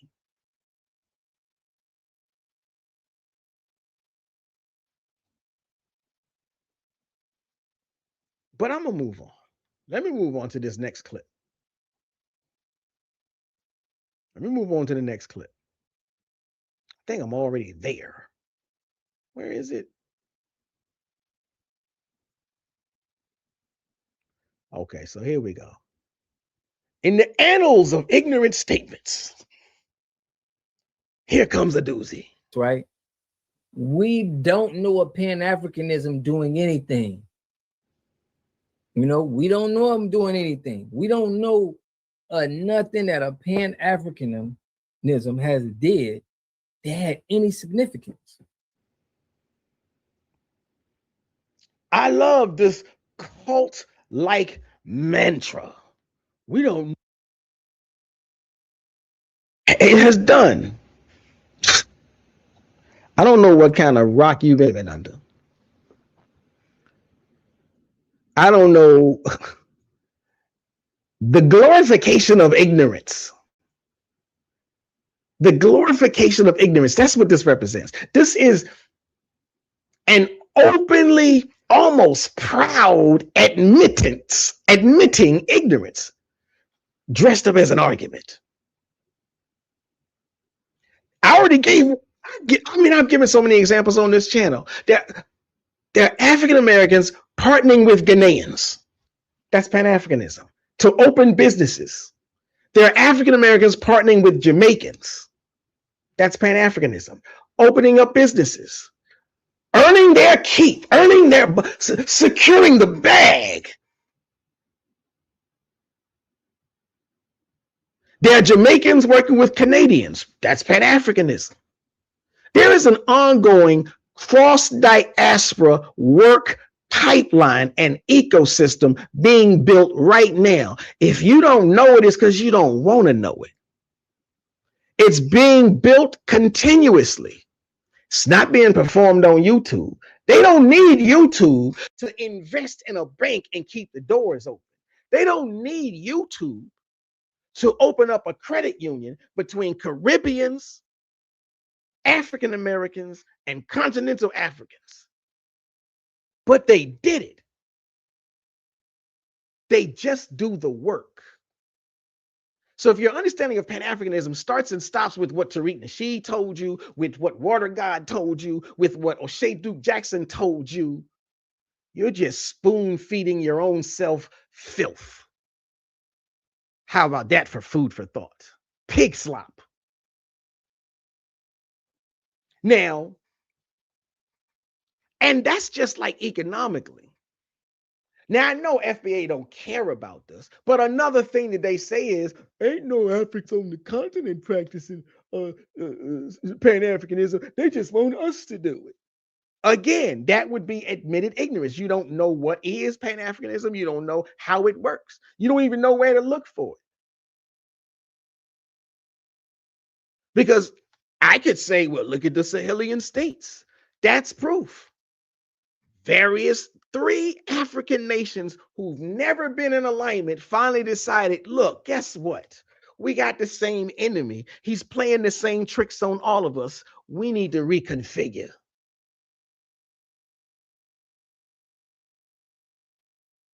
That's what Pan-Africanism is. Coming together in whatever ways you can, especially when you recognize you got the same enemy running the same flim-flam scam game on you.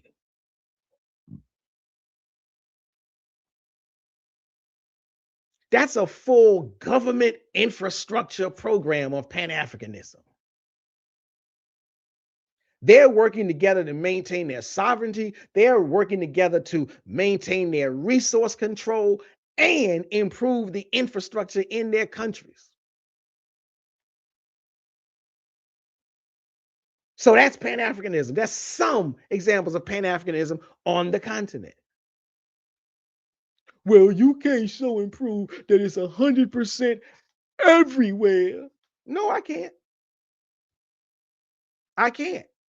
There's no ideology that requires 100% perfect, absolute alignment and manifestation for it to be considered valuable, worthy, or doing something. You have to step out of that ignorant mindset. And again, on this channel, I've already shown how African Americans are opening up businesses. There's an African American brother, I believe, in Texas that's got a whole business plan, has a whole, clothing company that works with the Nigerian government and the Olympics. So he's securing the bag by creating a Pan-African pipeline. He uses African American farmers and Nigerian some other materials to create the clothing and provide it at a cost. So there's always social activity, political activity, and commerce activity. There are ongoing agreements between numerous HBCUs. I know FBA don't like those. They got partnerships, they got cultural exchange programs. There are cities that have sister city agreements and arrangements in America, in Jamaica, and on the continent. Ain't none of them worried about, I wonder if the FBA know what we doing. You either do the research, look it up, and gain some knowledge, or you sit in your cave. We don't know nothing that Pan-Africanism is doing. Okay. Ignorance is bliss, is what they say.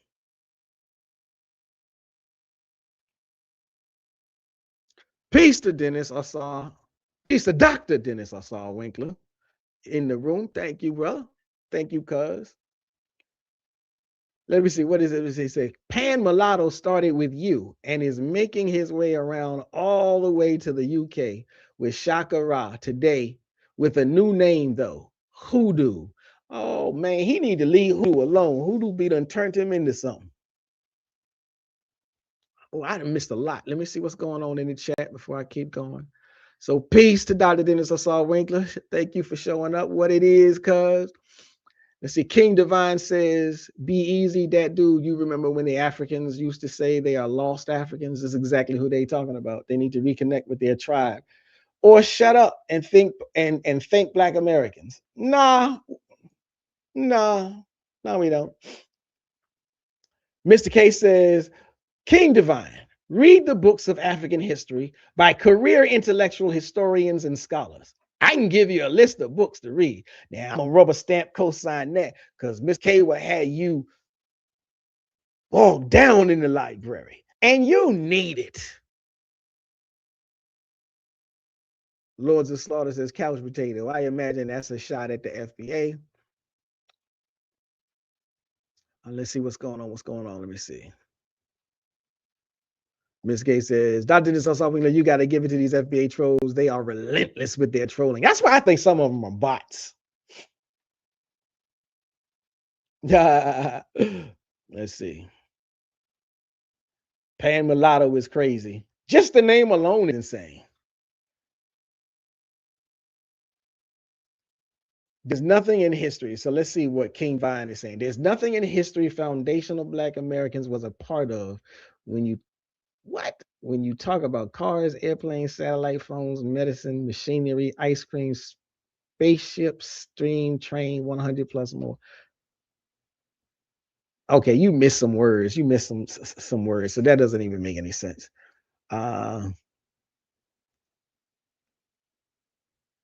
Okay, so anyhow. So let's continue. Let me get to this whole thing. Because again, what I'm talking about is this vast lack of knowledge, this vast lack of information and awareness. So if I go to the next section of this video and we see what he has to say.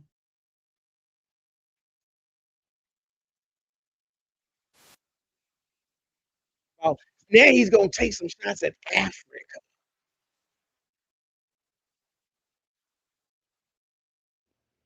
So here we go. Let's bring this on up here. So here's what he got to say. Let's hit that play button. He may have made a mistake. Africa is corrupted. A lot of Black people robbing Black people. I'm telling y'all experience with people that went over there, bro. FBAs that went over there is telling you that, bro, is real wicked. So I'm gonna put a pause on that. Now let's get a couple of things situated. Let's get some things straight. Now, I ain't the type to sugarcoat a lot of stuff. I do think it's interesting. And I'm going to say this brother is willfully, and I stress willfully. He is woefully and willfully ignorant. I've said that before. Now, the one thing conveniently left out, well, two things. One, he said FBAs have gone over there and they come back and tell you, first off, that's a lie. FBAs ain't went nowhere. There is no FBAs going to Africa. FBAs ain't staying in Africa. There are some African Americans that have gone there. There are some African Americans that have gone to Africa and not appreciated their experiences. That's not even a gotcha. That's not a drop the bomb. That's not, oh, I told you. Hell, we don't even like it here. We don't appreciate here. But the one thing that is conveniently left out is, now I don't know if I should say some, I don't know if I should say many, because I can't qualify it with data, but I've seen and heard a lot, family. Many of the people running scams on African Americans who returned to the continent. He brought up Ghana. Many of those people are African Americans. There's a lot of African Americans. They've been sued by other African Americans. There are cases in Senegal. There are cases in Ghana in particular. And dare I say a couple of others, but my memory is a little faulty on that. But I've seen some of the cases. African Americans suing other African Americans for grift, for lies, for falsehood, for being robbed of their money.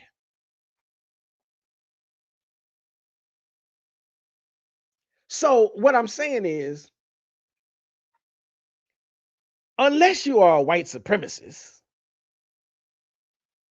it's very difficult to stand on factual information and push this idea that Africa is dangerous. Africans don't like us. And later on, he goes on to name, he's going to give us a list of the Africans or the Pan-Africanists that he says are grifting. And guess how many people he got on his list? One. Dr. Umar. So again, what did I say? I said woefully, willfully ignorant. If what is Pan-Africanism starts with Dr. Umar and stops with Dr. Umar, you are woefully, willfully ignorant. And quite frankly, as far as I'm concerned, that's not even taking a shot at Dr. Umar. Although I could. But the only person he can actually name as a grifter, even indirectly, is Dr. Umar Johnson. So again, if that's your entire picture of Pan-Africanism, that means you have no conceptualization of the brothers and sisters who are Pan-Africanists and open up coffee companies, the brothers and sisters who are Pan-African and open up clothing companies, the brothers and sisters who are Pan-African and open up traveling companies. All of this, all of these different businesses, and all you can say is, well, Dr. Umar. Again, that is a critique of a straw man that you yourself built. That's not scholars, that's not scholarship, scholasticism. Right. Dr. Dennis Assange, they go from Umar to Garvey. That's their only two. And even with those, again, especially with Garvey, they mimic everything that the white Uncle Sam government said about Garvey. But then you know what they like to forget? They don't want to talk about the fact that Garvey was exonerated. They don't want to talk about the fact that the government, the same way the government said, y'all know something, if you take us to court, we'll admit it. We killed MLK. They don't want to talk about that. They don't want to talk about the fact that the government said, you know, some of y'all caught us. We screwed that man royally. We was only trying to do it because he was trying to unite black people. They don't want to talk about that. Uncle Sam said he went to jail. And they be the first ones jumping online talking about some free Pookie or some mess. Lord of Slaughter says the FBA think we're a group. Pan-Africanism is a society. Pan-Africanism is an ideology. Pan-Africanism is an aspirational goal and objective. Appreciate that, cuz appreciate that. Mr. K says they forget that even some of Garvey's enemies said that Garvey was right. Exactly. They live in this environment of microwave mentality, gotchaism. As long as they can get a clean soundbite, they think they've won. That's not thought process. That's not critical thinking. That's not in-depth analysis.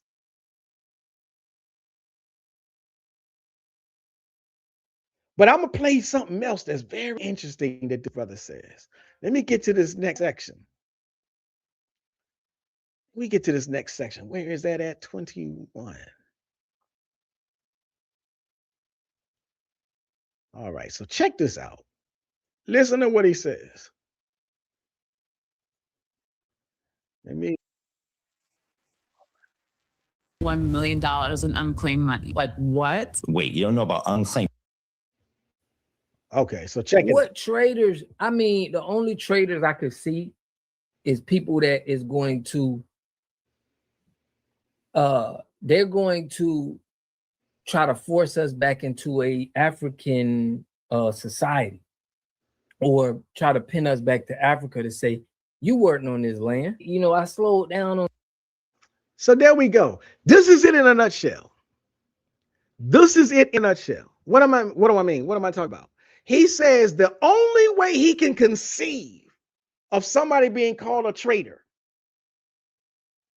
is if they are a person that says you have heritage that connects to Africa. If a person says your bloodline actually comes from Africa, if a person says, you know, there are different things about African Americans that we do, that we like, because they are similar to, or they are almost exactly the same as what we were doing in Africa, you're a traitor. So, okay, so check this out. Because by that logic, and I hate to use the term logic because it's not logic, I got a list of so-called traitors by his definition.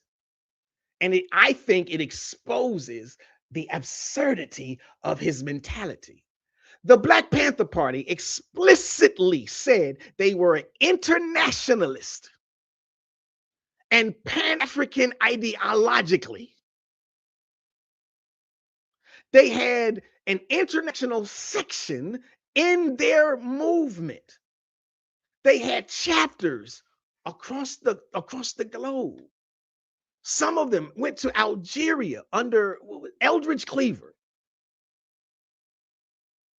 The Algerian government recognized them as, they actually recognized them not as a group, not as a club, not as a cult.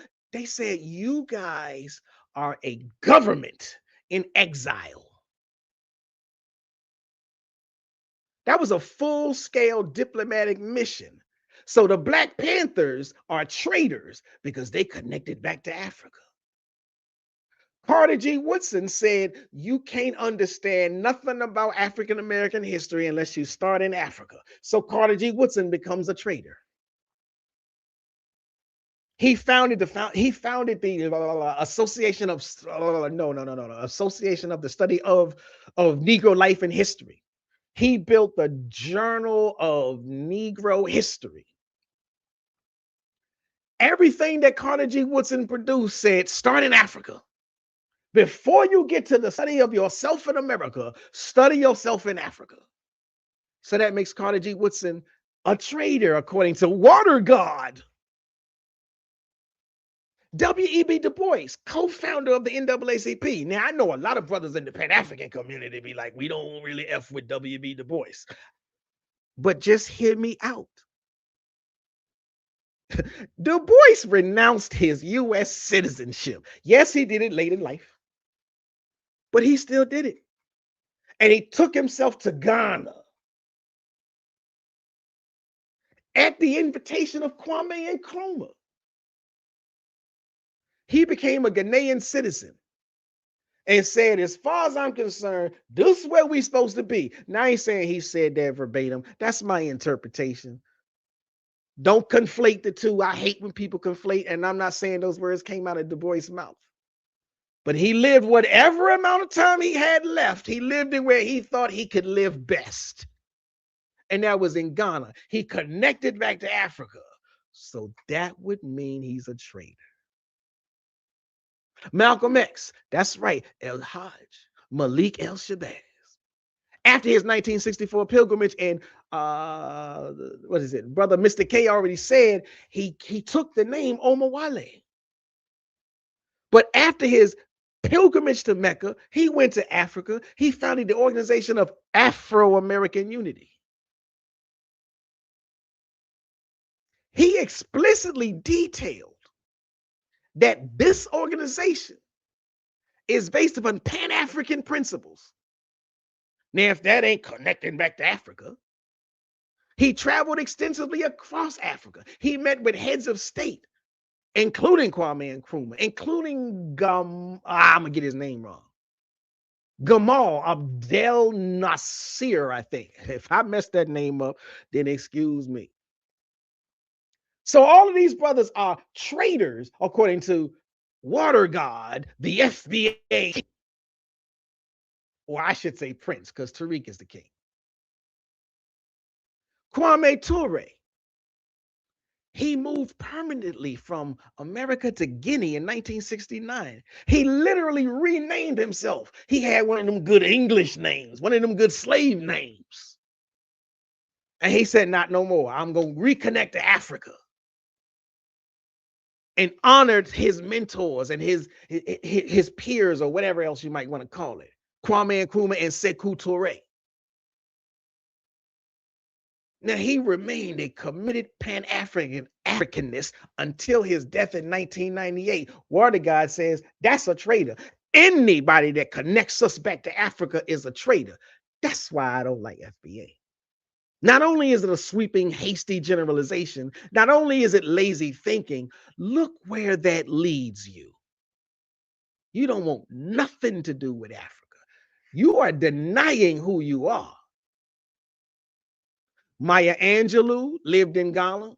Muhammad Ali took his whole money-making machine to Zaire to explicitly embrace the continent as a homecoming.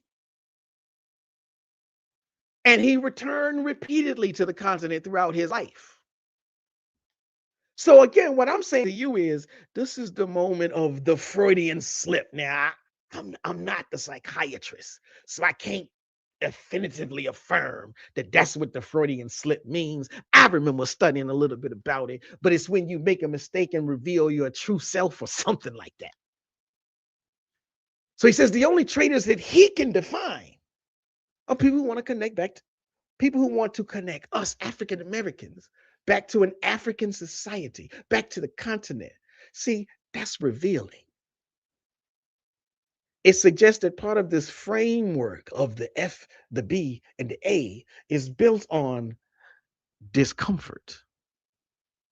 Perhaps with the transatlantic origin story itself, or even more so, perhaps with the continent. But see, here's the thing. Documented facts, history makes the position untenable. Like I said, that's just, you know how short that list is that I just ran down? You know how exceedingly short that list is? But by his own standard, they are all traitors. So again, I'm like, this is the truth of FBA. They are doing what white supremacists want. They want to minimize us, isolate us, delineate from everything black so we can sit up under massa.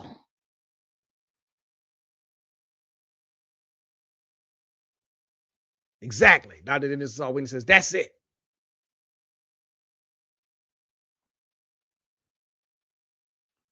So, ladies and gentlemen, I think I might be almost finished.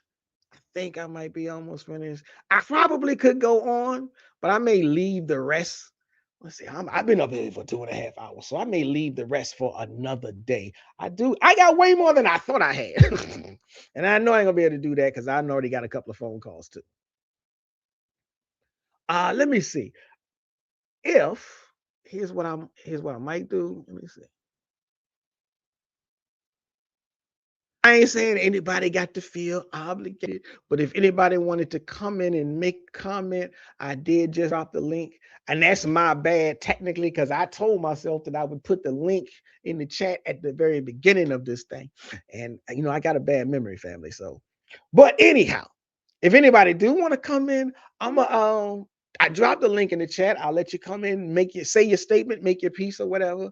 And then I'm going to get ready to get up out of here. I will use the rest at a later date. You can trust and believe that.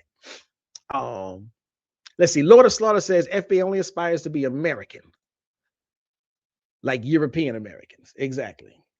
Mr. K says, Brother Shabazz, here's the joke. Dana in that same video said about the prospects of Black Americans going to Africa. and doing business with other Africans. Again, that's the thing. This is why I'm saying FBA is entirely driven by self-hate and white masterism, white supremacy.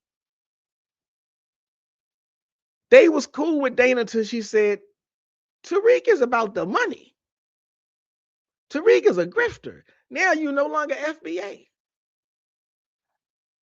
But he called Tariq a freedom fighter because Tariq makes money. I just can't. I can't. But like I said, Mr. K, I am gonna play. I'm gonna review. I'm gonna finish this Watergod video at a later date, and I'm going to do a fuller breakdown of Dana's video. I swear, I pledge allegiance to the Pan-African honorism. I'm gonna do that. I didn't realize that it was gonna take me as long as it took me to get this far in my presentation, and I have people. I'm getting some phone calls and some text messages, so I'm like, okay, I'm gonna have to do some things. Black American Homeland says, from 1994 to 1996, I lived, worked, and traveled to several African countries. However, firsthand observations of complex regional dynamics led me to reevaluate my perspective and return to the USA. Okay, that's fine. Everything is not for everybody, and I say that because how much time was that from 1994 to 1996? So that's 2 years. You know how many countless videos there are of people who said almost the same thing, but their final conclusion was, I decided to stay in Africa? Like, there's thousands upon thousands of people, of African Americans, not just Africans in the West, but specifically African Americans. There are thousands of African Americans that moved to Ghana and said, I love it here, I'm staying. There are thousands of African Americans that moved to Kenya and Uganda. And there are African Americans, I met some that live in Egypt. Now, honestly, I'd be like, damn, you living in Egypt? I couldn't do that. But I met African Americans that are living in Egypt, and they're like, this is the place for me. So, okay, it's cool for you to have this individual confessional, hey, I tried it and it wasn't for me. No beef, no smoke, no hate. But there are just as many that said, I moved there and I never came back. There are others. There are still other high numbers of people who moved there and said, I love it here, but I miss America, and I got the wherewithal to do it. So what I'm going to do is I'm going to live in both. There are African Americans that said, I got a house in America, I got a house in Ghana, and I go back and forth at my will, whatever that will might be. So again, I guess what I'm saying is, like I said, I'm not mad at you if you came back. Coming back is not a sign that you hate Africa or Africa hates you. Not necessarily. It's a sign that that's not a lifestyle, that something there is not what you wanted. That's cool. I would encourage people, if you really wanted to know, like the brother keeps saying, I just don't know nothing about Pan-Africanism. Well, pick up a book. Add to the stage. So, Peace. Let's see. I hear you. I don't see you. peace, cuz. Peace. How you doing? I mean, I'm not sure. I wasn't sure if I should jump in here or not, because it sounds like you got something to tend to.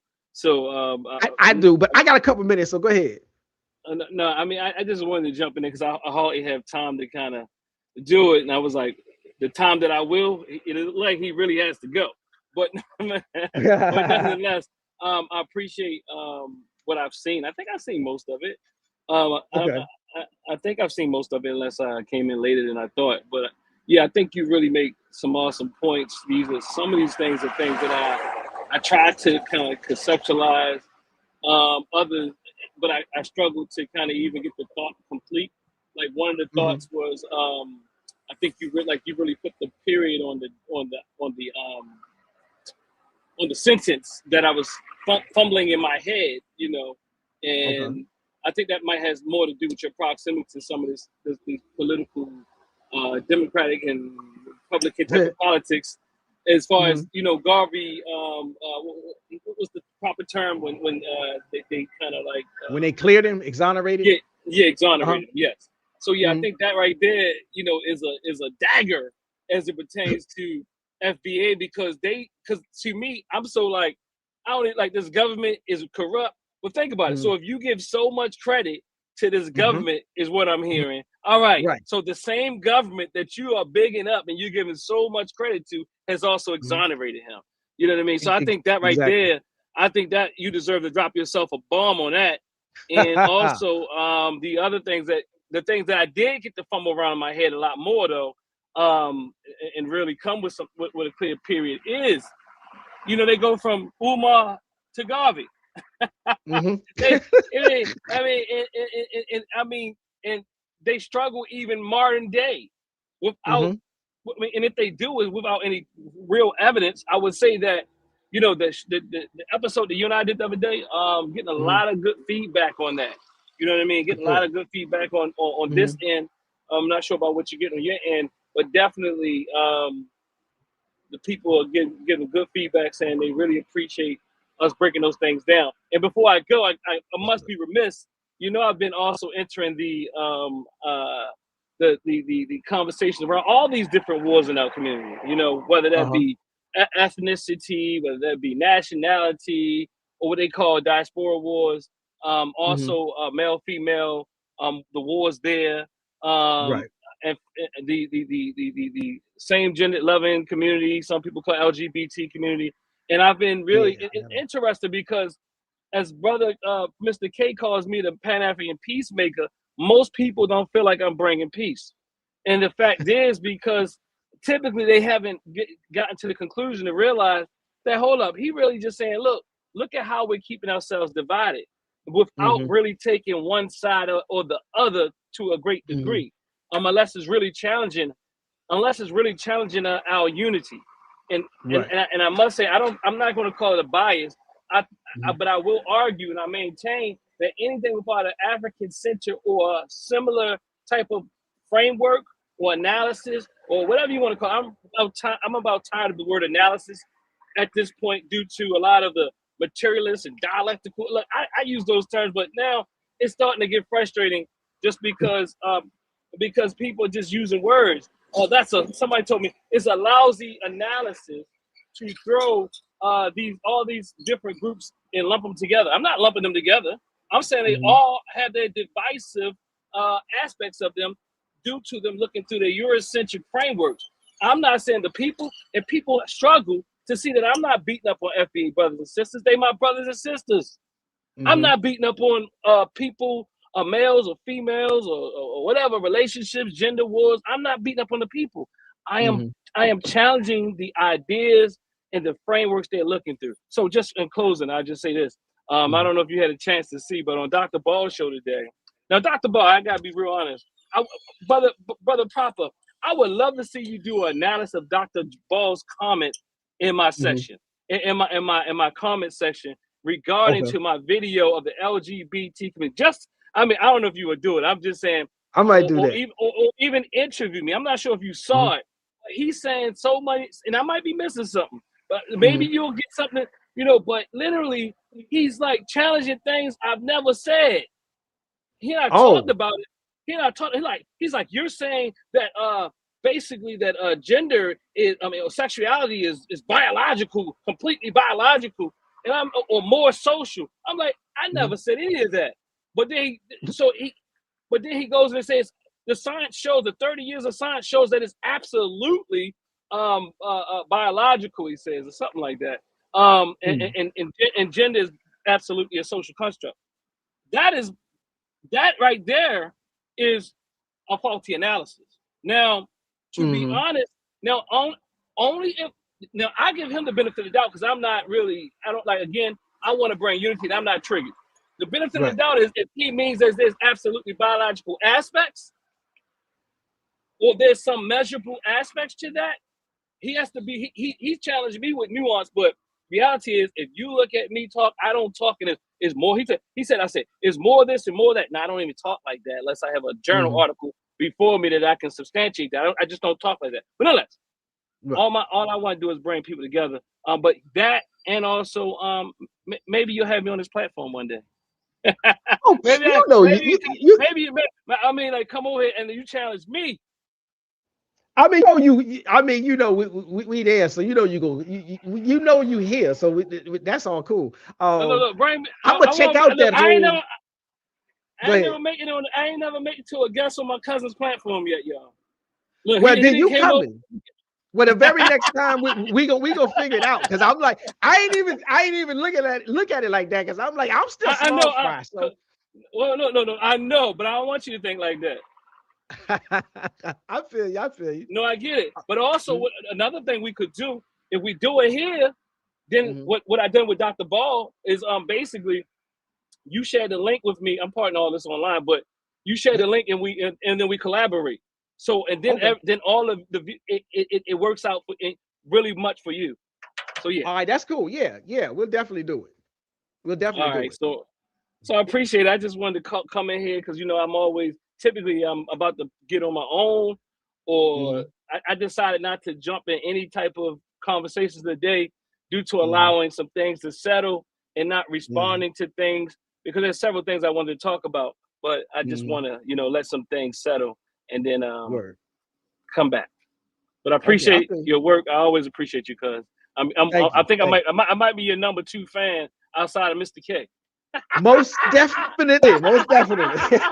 Hey, Mr. K, look, I don't know if I can compete with you. I don't know, Mr. K. We might be like this. We might be running neck to neck. But anyway, because okay, peace. Oh, peace. Okay, thank you. So that's it, ladies and gentlemen. You heard my cousin, Dr. Dennis Asar Winkler. Y'all can hit the like, share, subscribe buttons on my channel here. And you can go to Dr. Dennis Asar Winkler, his YouTube channel, hit the like button, hit the share button, hit the subscribe button, and hit the notification bell for all on his channel as well. Like I said, I do this Tuesdays and Thursdays almost all the time, as much as I can keep myself and keep my ADHD brain waves focused. I be here on Tuesdays and Thursdays at 5 o'clock, ladies and gentlemen. Share and subscribe, and you will catch another episode of The Proper Perspective. We do have some things coming up. I will be finishing this Watergod video. I will be showing and discussing the Dana video. I may do a little bit of commentary on the senator who went away. But I got a couple of shorts, so y'all can check those out. Like I said, this is your brother Shabazz, sometimes Professor Shabazz, but I am so glad I'm retired. And this is The Proper Perspective. I'm going to get up out of here. Like, share, and subscribe. I'm going to catch you on the next one. Peace. Shabazz, break it down with the proper perspective. The proper perspective. So much controversy and a lot of deception. You don't know who's coming through with the light and reflection, and whose mouth is mumbling trick knowledge deceptive. Shabazz, break it down with the proper perspective. So